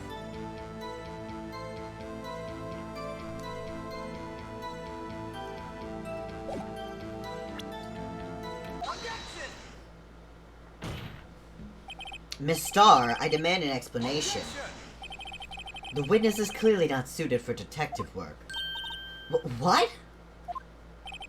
The suspect was not wearing a scarf or muffler of any kind when she stabbed the victim. And you have proved it yourself with this photograph. Huh? But that can't be! Only a professional lunch lady could be so utterly clueless. Congratulations, perhaps you finally found your true calling in life. Harsh words, but good. In the end, Mr. Edgeworth prevails! Was my ejection chopped liver? But it was there, a scarf. No, not that. But something red, really. Well now, where were we? The witness has given us an entertaining interlude, but back to business. But what? Very well, witness. Continue your testimony. You saw the crime and apprehended the suspect. Tell us about that. Very well. I do remember some things accurately, at least. Is this why she fired? Yeah, she's not very good at... She's at least not very good at lying, if she is lying. I mean, that's all game. That's like the whole point of the game, is that all of them are either bad at lying or we find something to break their lie. Ultimately, we couldn't shake the most important part of her testimony. The most important part? The part where your sister stabs the victim. This next testimony might just be the moment of truth. Apprehending the suspect. After the murder, the suspect attempted to run behind a partition off to her side. I quickly caught her, explained her rights to her, and arrested her on the spot. Yes, when I arrested her, she mentioned the muffler. That's what had me confused in my earlier testimony.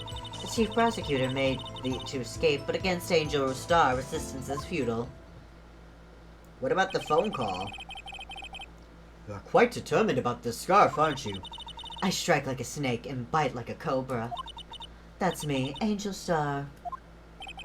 That wasn't a very good metaphor. First of all, a cobra is a kind of snake. Don't bother me with details unless you want to get bitten. No thanks. Note to self, Mr. Wright is weak against poisonous snake bites.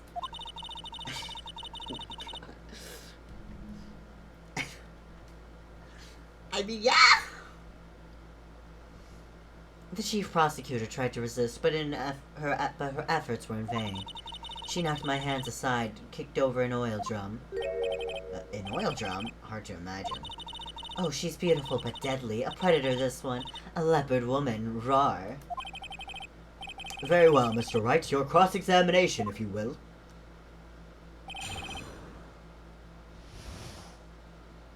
So. She didn't do anything else. So, where is this partition on the floor plans? I'm sure she means this wall next to the car. That's right. There was a wall there, about 6 feet high. She was obviously trying to hide herself. Quite a natural thing for a criminal to do. But that's on the side with the security office. And what did you do then?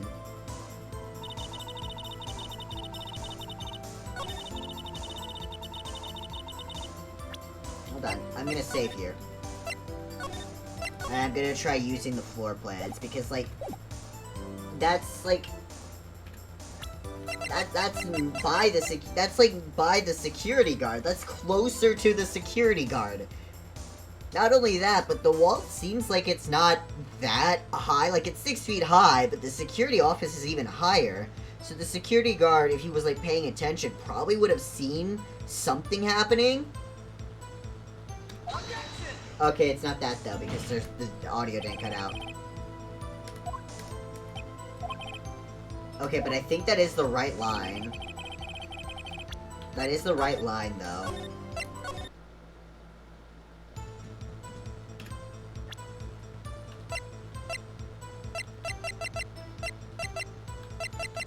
Maybe this? Nope.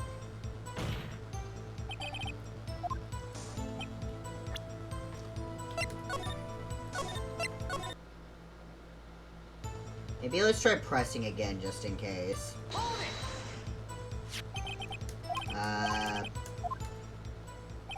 There was a wall there, about 6 feet high.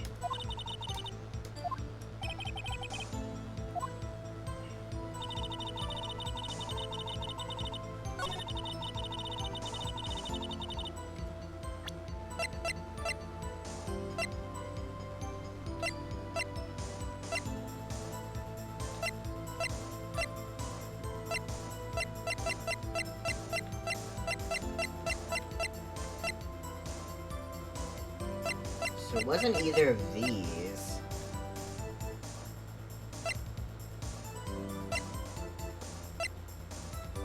Record of parking. Murder weapon, usually given to Edgeworth. What about the knife?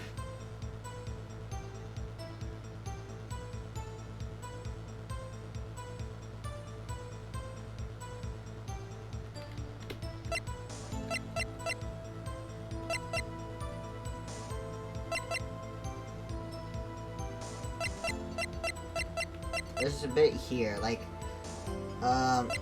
so I think it's either the knife or maybe the ID is my thoughts, because the ID was found on the other side of the partition, and unless he, like, just dropped his fucking wallet ID or whatever, like, right before he got murdered, that seems a bit weird.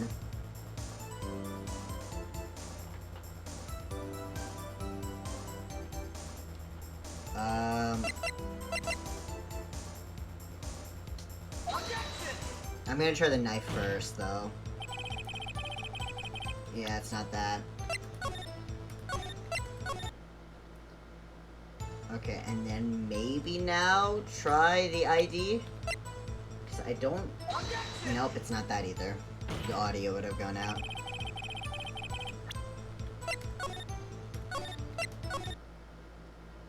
I'm kind of just cheesing here, but...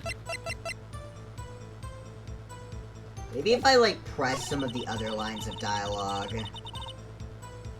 I could probably figure it out. You say quickly, were you close to the suspect? As I just said, I was only 30 feet away from her the whole time. But there's a... That one is the one. That... I'd like to see... Okay. Okay, so it wasn't... I mean... I'd like to see this on the floor plans, just to be safe. The Lunchland car was... She was a visitor, thus she was parked in B block. So you witnessed the murder from here.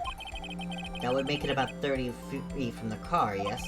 Oh, that was someone else. Is that correct, Miss Starr? Yes, that's right. But there was a chain-link fence in front of you. I went over it, of course. Amazing! The cough of queen, lunch lady athlete, indeed. It would have taken her a little time to climb over the fence. So she couldn't have gotten to my sister that fast. Yeah, that fence was about 9 feet high, too. So how did Miss Sky not get away?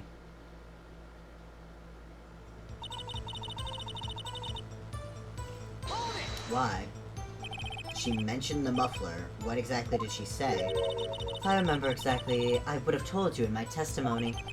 Cheeky. Anyway, all I heard her say was the word muffler. Just that one word? So, what you heard wasn't the suspect talking to you, but to someone else. Yes, the chief prosecutor was talking on her phone. Her phone? She can't mean...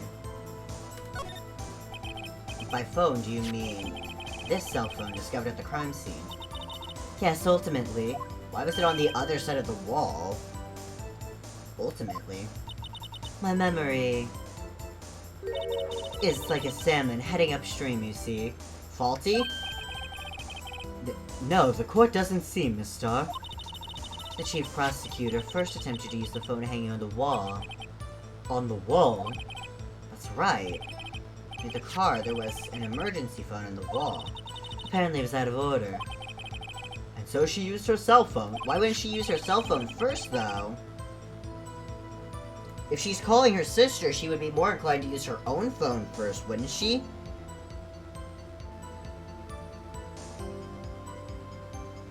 Because, like, speed dial. She would already have her sister's number in her phone.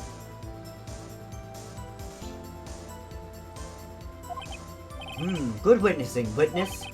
Good witnessing. Whatever happened to good testifying? She did just murder, maybe to make it anonymous. But if it wasn't to, if it was to make it anonymous, why would she still end up calling her anyways? With her own phone.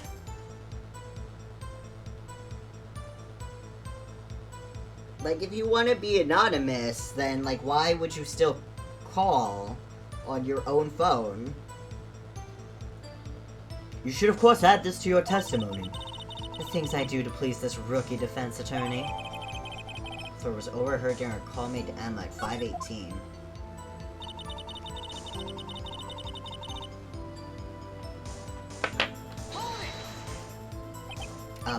Do you think you could restate your testimony for the court? Aha, I was going to ask the same thing. I only say this one time, so listen close, rookies.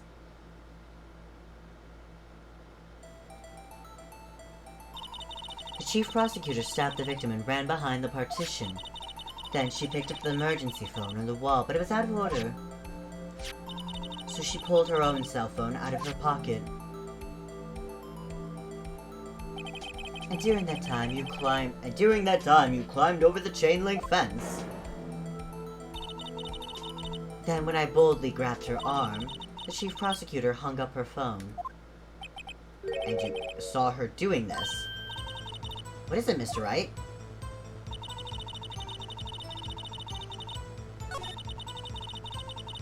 Okay, so this is another one where I'm probably gonna have to save. Wait, there's a wall. No, she ran around the wall. Wait, yeah, hold on. How did she see it? Well, yeah, hold on. Now you pointed at... Yeah, hold on. How did you see that? There's a wall there.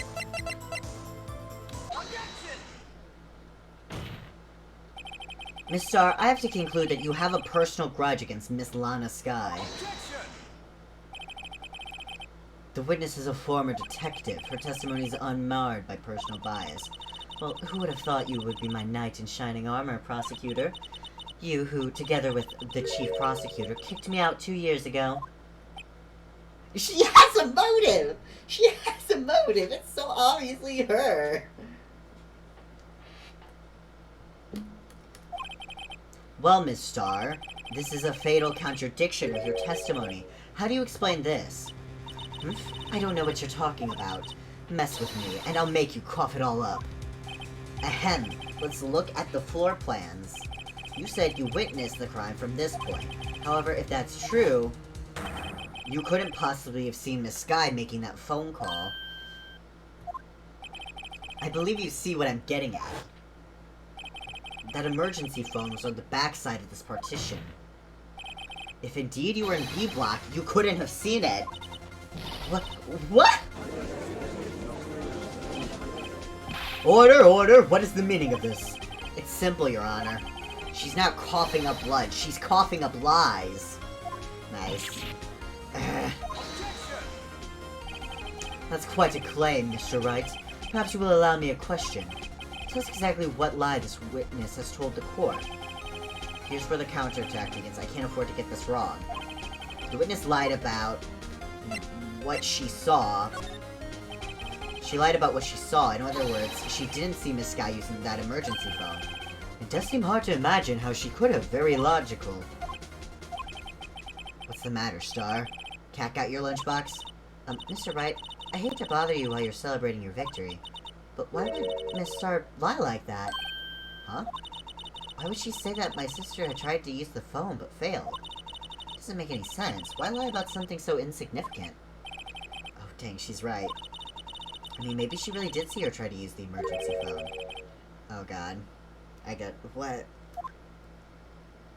You ordered the patooey on rice, right? Oh, my God. Okay, hold on. I'm gonna just really quickly... I'm save scumming. Or, yeah, I think that's the term. Oh, well. Tab. Because I kind of used 2 of my lives really quickly, and that seems like it's kind of like a big part to fuck up.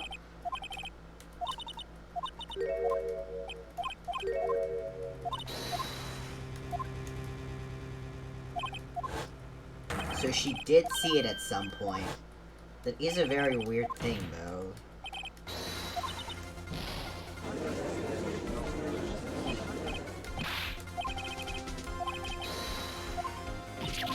Popping up lies.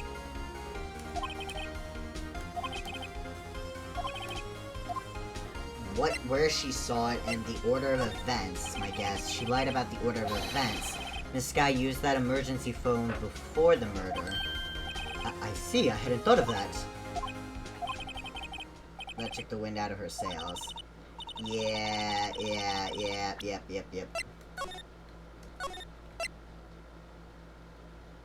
Okay. So it is the fucking... Oh shit, wait, I hit the wrong button. I'm just gonna fuck up and do that again. Because why not? I already did it for everything else.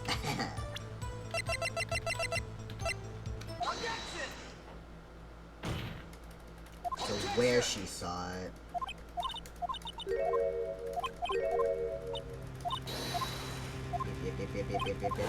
Yep. So she didn't climb over the fence. Which means she probably... Yeah, maybe she's now in B block. Why would she lie about being in B block?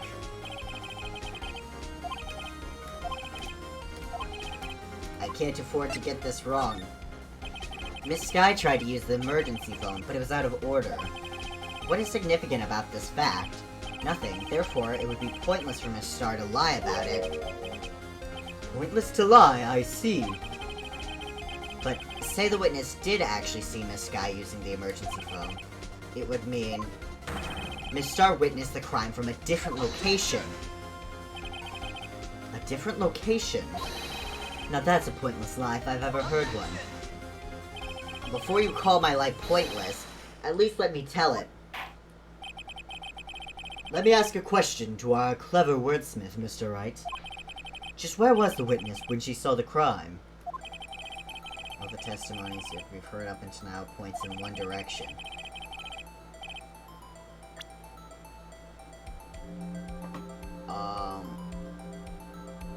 Here in the security room, maybe?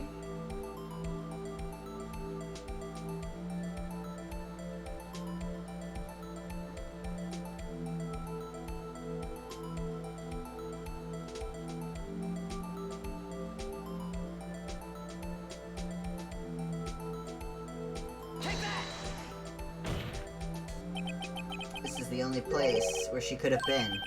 The security guard room? Indeed, the security room in the underground parking lot is well positioned. It's built on the 2nd floor so you can see the entire lot. She would have been able to see the emergency phone from there. But why there? There are many other places where she could have seen the phone. Not in this case, Your Honor. The witness, not being part of the prosecutor's office, couldn't park in A block. But the only place where she could have seen the crime in the back of the partition is here.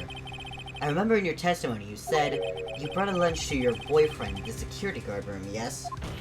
Yeah, I figured it was probably the security guard room because like I was saying earlier, with the fact that the wall is like, it's like 6 feet high or whatever they said, but the security room is very obviously placed so that you can see behind the wall. Well, Miss Star? How many years have I been getting the better of men? To think that the tables could have turned. Today a man has got the better of Angel Star. Wow, girl boss. Order, order, witness. What have you done? You used to be a detective. You should know better. I'm not turning back. The guilty will be punished. And I'll do what I must to make sure justice prevails. Guilty? Is she talking about Miss Sky? Mr. Wright, doesn't this strike you as odd? Why did Miss Star lie? It doesn't make sense. Huh? She could have just said she saw the crime from the security guard station. It wouldn't change anything. Exactly. This photograph tells all. Oh yeah, how'd she get the photograph then? How does she get... hold on, if she's up in the security room, how did she get this photo? That truth still stands. It still stands. I disagree, Mr. Edgeworth. What? If a witness is found to be lying, they're guilty of perjury. She knows this. She wouldn't risk that without a good reason. So, tell us what her reason was, Mr. Wright. Huh? Me? Who else? Mr. Wright, let's review what we know. Miss Star witnessed the crime from the security guard station. But she lied and said she saw it from B block. It must make a vital difference, but what? What would change? Angle of view to the crime. Why, the angle at which she saw the crime occur would change. The angle? What do you mean? Oh, well, the security guard station's on the second floor, and, she would have sort of more a 3D view of the crime. And this is important. Why? It's not that, it's the fucking... I didn't save, so I'm just gonna deal with this one.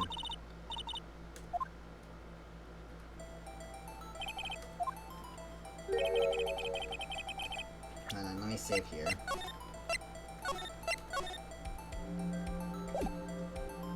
Was it a different option? That seemed like the fucking distance to the crime, difference in lighting. It would have to be this then. It changes the distance between her and the scene of the crime. My condolences, Mr. Wright, but one look at the floor plans and it's quite clear. The distance between the scene of the crime and the guard station is 30 feet. I don't see how that would change what she could see. What she saw is not in question here. What matters is the time it would take her to reach the scene of the crime. Miss Star, you witnessed the crime from the security guard station. Now, how long did it take you to go from there to the scene of the crime where you arrested Miss Sky? Well, witness? You... yes? The photo! The photo! You ordered the squid wheels, right? The quality of my lunches has gone from low to inedible. I was bringing a PB&J lunch with fresh boysenberry jam to my boyfriend. Boysenberry for the boyfriend. He wasn't in the station, so I waited. I witnessed the crime from the glass-walled station.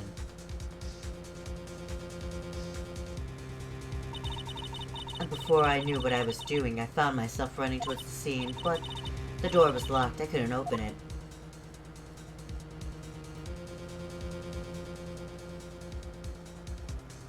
What? That would take way longer.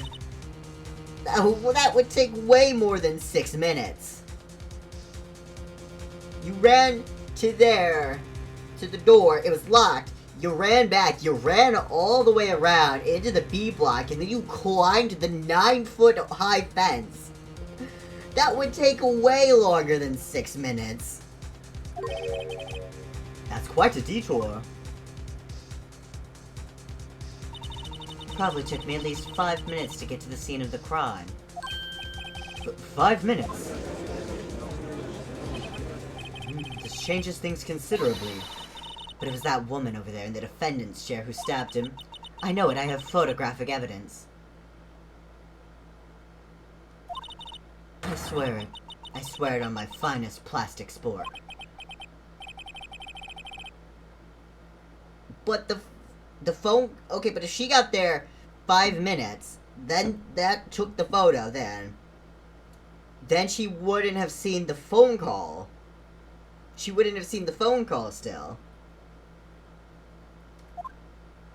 Would you like another caviar lunch? Absolutely. Uh-oh. Mr. Wright, you have to do something. Do I have any evidence to stop this? Yeah, raise an objection. 5 minutes between the witnessing of the murder and the arrest. Think about it. You could make pasta in that amount of time, if you like it al dente. I've got lunchboxes that tie pasta into knots, rookie. A 5-minute blank. Isn't that strange? Strange? If you were a criminal, what would you do with 5 minutes, Your Honor? Well, I guess I'd flee the scene. Hey! Don't get the wrong idea. I didn't kill anyone. But you have the instincts of a killer. You would run, but this time was different. Miss Sky dawdled at the scene of the crime. She even had her picture taken. No true criminal would act this way. It's inconceivable. Yeah.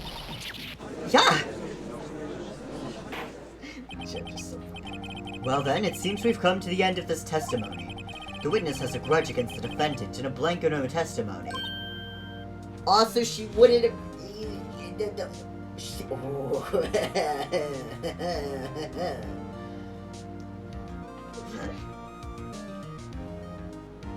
There's a lot. Mr. Edgeworth, is the next witness ready to go? Unfortunately, I appear to have overestimated this witness on account of her professional history. We did it! We screwed that can shut, Mr. Wright! That was too close. I'm afraid that the cough-up queen has been dethroned, and with that, court is adjourned.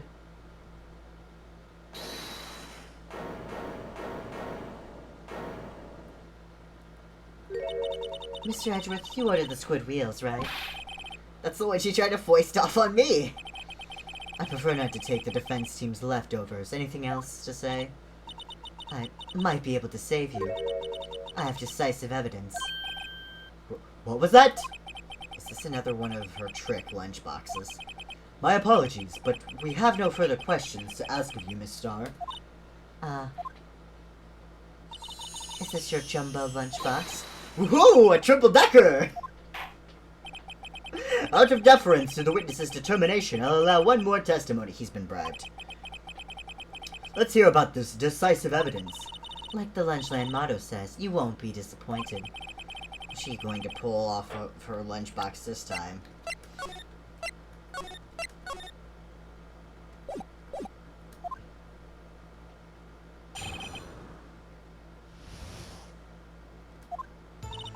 I should have mentioned those 5 minutes when I wasn't looking at the crime scene. And now, to the matter of the victim's shoe, did I not bring this up? No, you didn't. 2 types of blood were found in the shoe. One was, of course, the victim's, and the other blood type matched that of the defendant, Miss Lana Sky. This shoe proves it. It's flawless, decisive evidence. What? Huh? Where did her blood come from? What? There was blood found on that shoe? Try Lunchland for all your lunch and decisive evidence needs. Where did the blood come from? Witness, what's the meaning of this? Why is this the first time I've heard of this evidence? Simple, as I've already said. I don't trust you with evidence, Mr. Edgeworth. That's why I took the liberty of investigating this myself. And you had a blood test performed? Didn't I mention? I have 3 boyfriends in forensics. Why do you have so many boyfriends? She's dating like the entire fucking police force. In any case, Your Honor, I can't accept this as evidence. What? You must know the 2 rules of evidence law. Rule number 1, no evidence shall be shown without the approval of the police department. In other words, this shoe is illegal evidence, at least for the time being. Is this right, Mr. Wright? Seems, Edgeworth sure is celebrating. Not so fast, Mr. Edgeworth. Don't forget, I used to be a detective. As I mentioned previously, this shoe has already been tested by a member of the forensics department. As you can see, it was approved by the police department as of today. Even the general public can produce official evidence, Mr. Edgeworth. Is that right, Mr. Wright? It seems so. Edgeworth is looking pretty sullen. You could at least study some evidence law, really! The prosecution's complaints notwithstanding, it appears that this evidence satisfies the first rule of evidence law. However, it seems you have yet another count against you, witness. Anything to ensure that the guilty are properly judged. Very well, Mr. Wright. You may cross-examine the witness. Yeah, where did the blood come from? No, that I'm gonna save again. I'll just save over this one.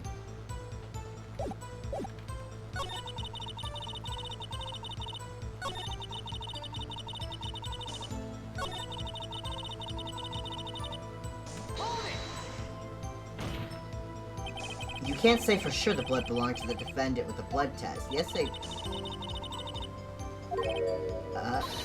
Well, speak up. Well, blood comes in 4 types, A, B, O, and AB. However, you can't tell from a blood test whether a murder was committed in cold blood. What? That's just a figure of speech, Mr. Wright. Actually, we can differentiate between millions of types with all the blood tests out there. Which means that we can more or less narrow any sample of blood down to just one person. Or so I heard. Yeah, DNA. If I had a little more time, I would have gotten DNA test results. Oh. But they said there's very little doubt could be anyone but Miss Lana Skies. So the suspect's blood was found on the victim's shoe. That ties her directly to the death of Detective Goodman. I was afraid he was going to say that. But she's not injured.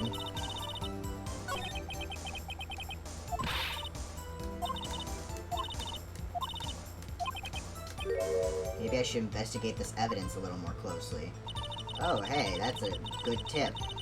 Shut up, shut up, shut up, shut up. I don't care. I need to look at this goddamn shoe.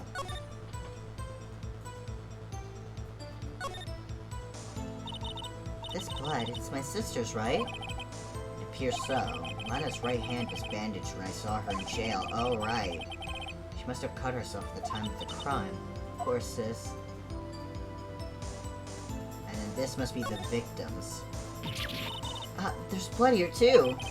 The sole of the shoe, it's gotta be the victim's. He must have stepped in a puddle of his own blood. All this blood, it's horrible. This blood might be an important clue.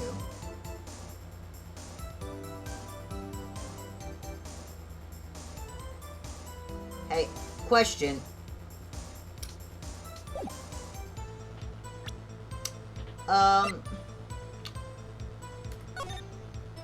Why is none of her hands bleeding here?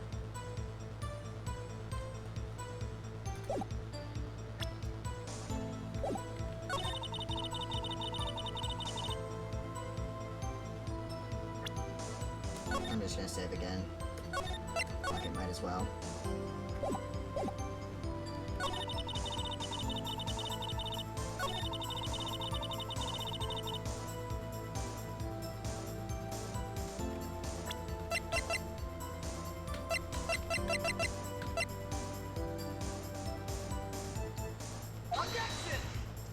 This would probably, yeah, this is probably wrong.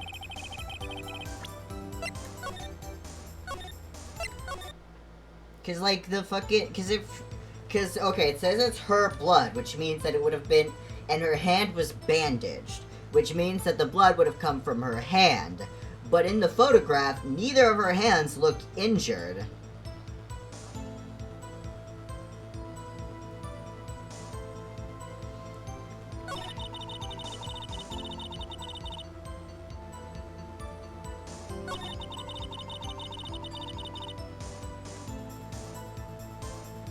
Victim's shoe, did I not bring this up?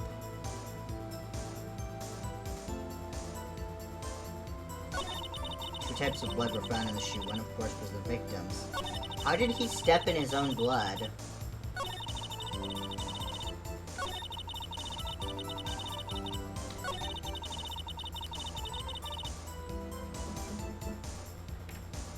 Let's try that. How did he step in his own blood? Because, like, that's a bit... I mean, I guess if he, like, staggers, but, like, blood would have had to pool for a while for him to get that much blood on the bottom. Like, he was stabbed in the chest, so any blood would have dripped in front of him, so he would have had to either... So he would have had to step forward. And considering she, like, was stuffing him into the trunk, that seems a bit weird. I don't know. I could be completely thinking wrong, but let's try that. Yeah, that's not correct, is it?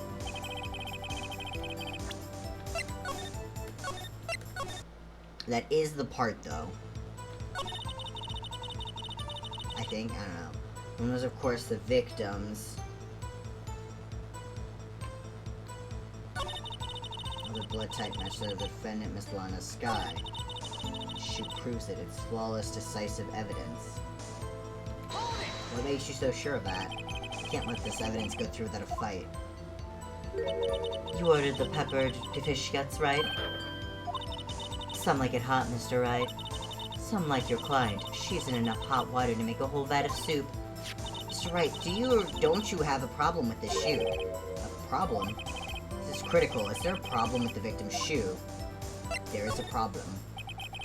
If I'm not imagining things, I'd say there's one critical problem with this evidence. A clear contradiction. That gleam in your eyes. You're still young, rookie. I'd give you a peppered fish gut now. But you couldn't take the heat, could you? Let's hear what Mr. Wright has to say. What is contradictory about the victim's shoe?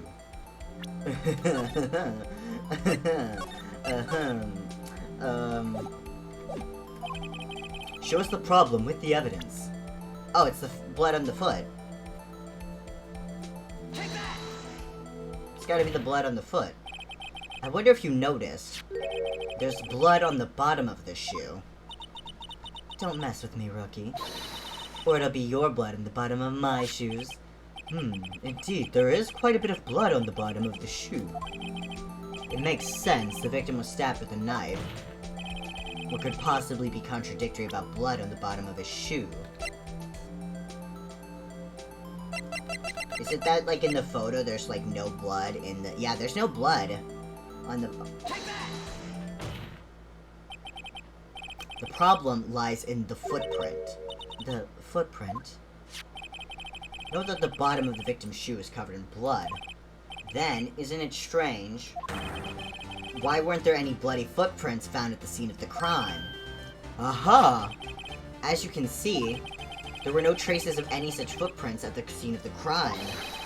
That contradicts your claim about this shoe.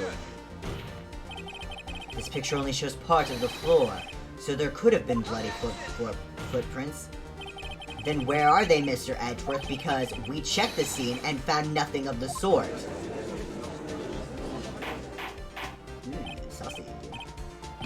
Order, order, order. Well, witness. What? Great going, Mr. Wright, but it's true that the lack of a footprint is a contradiction. But then we have to ask why there wasn't a footprint.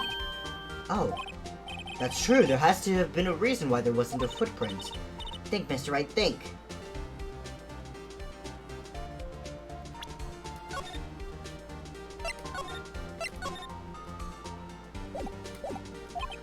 You can see every time I'm, like, unsure, I just immediately save. I don't know why it's not there. I'm just good at finding contradictions. What?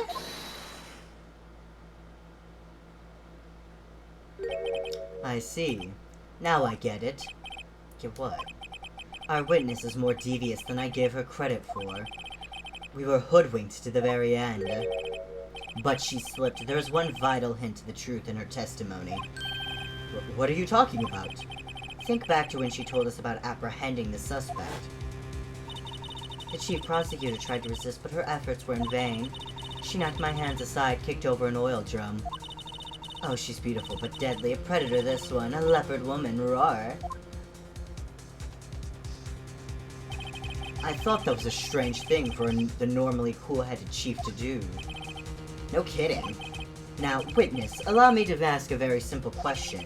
The oil drum, was it empty? Oh, that, I'm not sure I like your attitude, Mr. Edgeworth. Though apparently you're not the slowest conveyor belt in the lunchbox factory. Witness, well, was the oil drum empty? The oil drum kicked over by the chief prosecutor was brimming with water. You're saying it washed water, what does that mean? Still don't get it, Mr. Wright. Do you want to know the reason she knocked it over? The real reason? Aha, you don't mean? Yes, the suspect knocked over the oil drum for one reason and one reason. Why was the oil drum full of water? To erase the bloodstains that could become evidence against her. Huh? That ties things up quite nicely. The bloodstains left on the victim's shoe tie her quite clearly to the murder. Then after the deed was done, she knocked over the oil drum to erase the telltale signs. Why, that's a prosecutor's specialty, erasing evidence. That reminds me, Miss Sky's right hand was hurt. Didn't she say she'd cut herself when she stabbed him? So that's when my sister's blood got on the shoe. Well, I see no reason to prolong this trial. Mr. Wright, do something, please! What? What can I do? Your sister has confessed to the crime and she tried to conceal it. But... Enough. There's no need for further debate. The verdict, Your Honor. Very well. But Angel Star is on the prosecution's side. She could have been lying about the water. This court finds the defendant, Miss Lana Sky.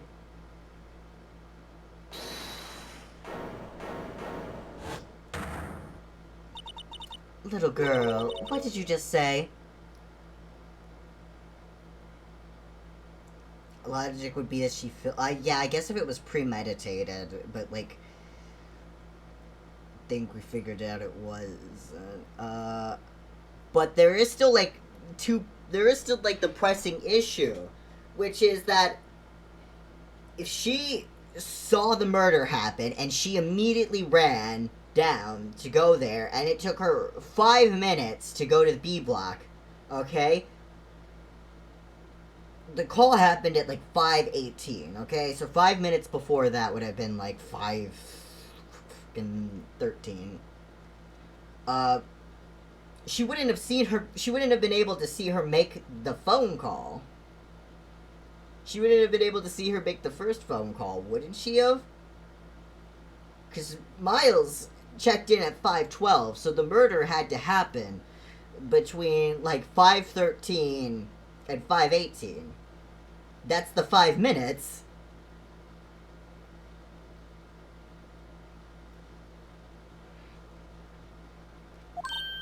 Huh? Me? Did you say that I, Angel Star, was on the prosecution side? Well, yeah, you are. You're saying my sister hid evidence by erasing the bloody footprints. Well, I thought you had your fill, but here you are demanding a second helping. Another lunchbox. A lunchbox called evidence. Wait, witness, don't tell me you have something else. The time for deliberations is past. Any further comments and you will be held in contempt of court. Your threats don't scare the cough-up queen. Look at this. A photograph.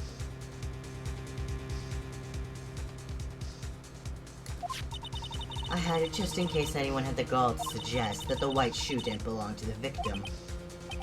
I see no room for error in this evidence. Mr. Wright, wait, look at the asphalt in this photo. Hey, it's clearly wet. Erasing the last trace of doubt from the court's mind. Immediately after the murder, the crime scene was washed with water. I'm sorry, Mr. Wright. I guess I couldn't help after all. It's not your fault. I knew I couldn't win this case from the beginning. No, there's still more. There's still a contradiction there. And it seems this is what your sister wanted anyway. I'm sorry, Mia. Right, wet or not, don't be so quick to throw in the towel. Get yourself up off the asphalt. Take another good look. Don't give up, not until the bitter end. This is the last piece of evidence. Very well, this time I'd like to declare a verdict for good. Objection.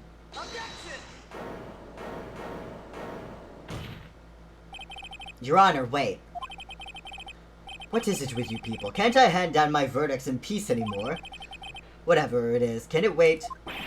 No, it can't, then it will be too late. Look at this photograph, the last one submitted. This trial isn't over until we give each piece of evidence proper consideration. So, Wright, are you saying there's a problem with this latest piece of evidence? Yeah, I'll think later. Yeah, there's a problem, right or wrong, I've got to go ahead with this. I suppose since we've come this far, we should give every claim a fair shake. Very well, Mr. Wright. Show the court the problem in this photograph.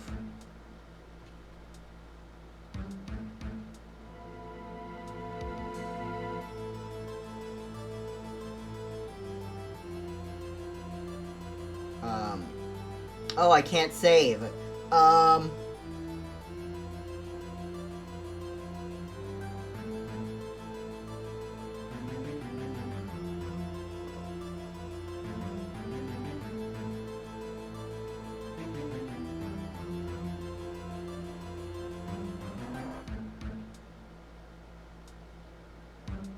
Okay, so I have thoughts. My first thought is there's something in the car muffler. That's interesting. Tailpipe, I'm pretty sure it's called a muffler. There's a part of a car that's called a muffler. The second part is, that is a very clearly, that shoe came off pretty cleanly, like, I don't know, maybe I'm not used to shoes like this, but, like, that came off, like, way too cleanly. So...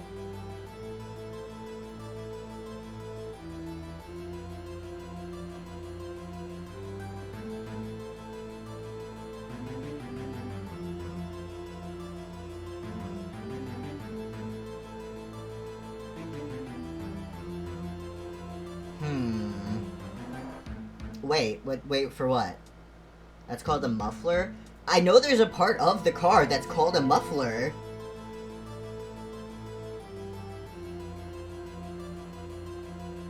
Yeah, the phone calls, there was something about the muffler. The problem is I can't save, so I don't know which one it's supposed to be. Because it seems like there's parts where it's like, you should be able to call something out, but that's not what the game wants you to call out at the moment. So it's less of, what's the problem here, and more, what problem does it want me to point out right now?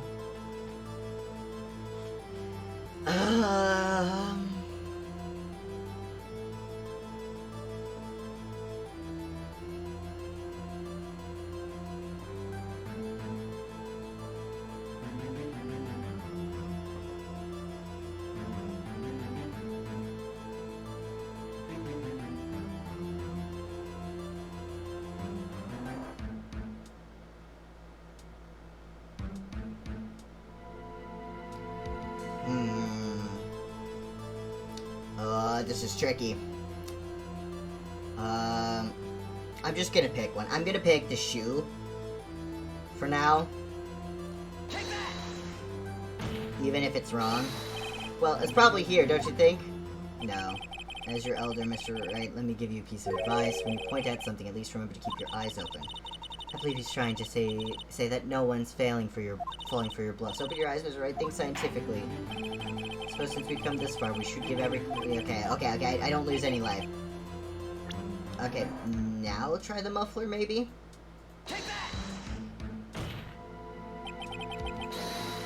It's here. What's this? There's something poking out of the car's muffler. Yeah! Wait just a moment, Mr. Edgeworth. Your Honor. You just said muffler.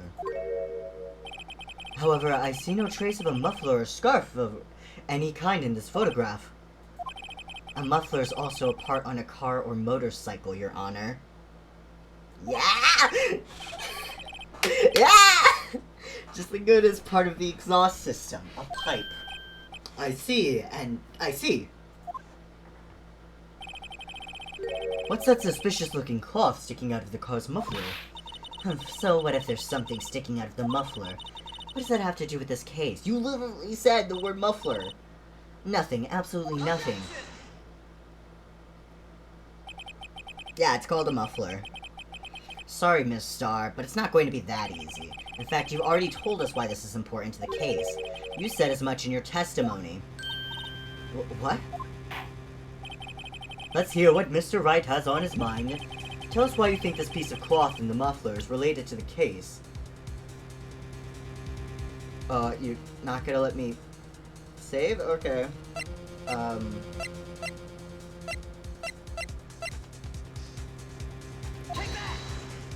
What's that, though? Miss Starr, recall your testimony for the court. Yes. When I arrested her, she mentioned the muffler. That's what had me confused in my earlier testimony.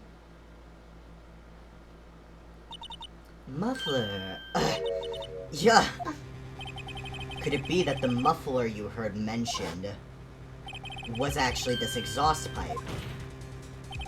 If so, that means this piece of cloth is vital evidence. Oh. That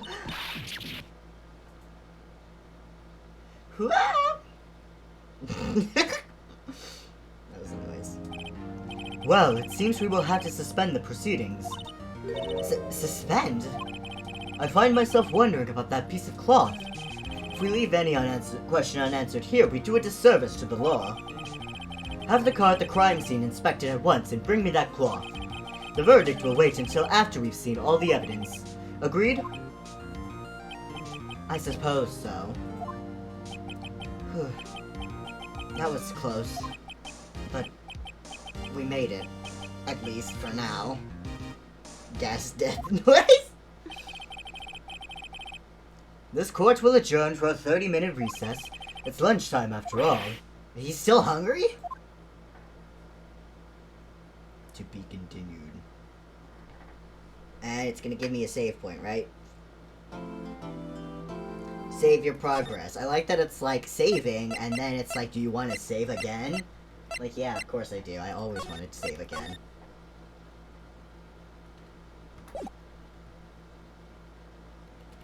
Nope. Shut up. I think that's where I'm, I think that's where I'm gonna call it now for today. We can continue this next time. Thank you for coming to my stream. Have a good.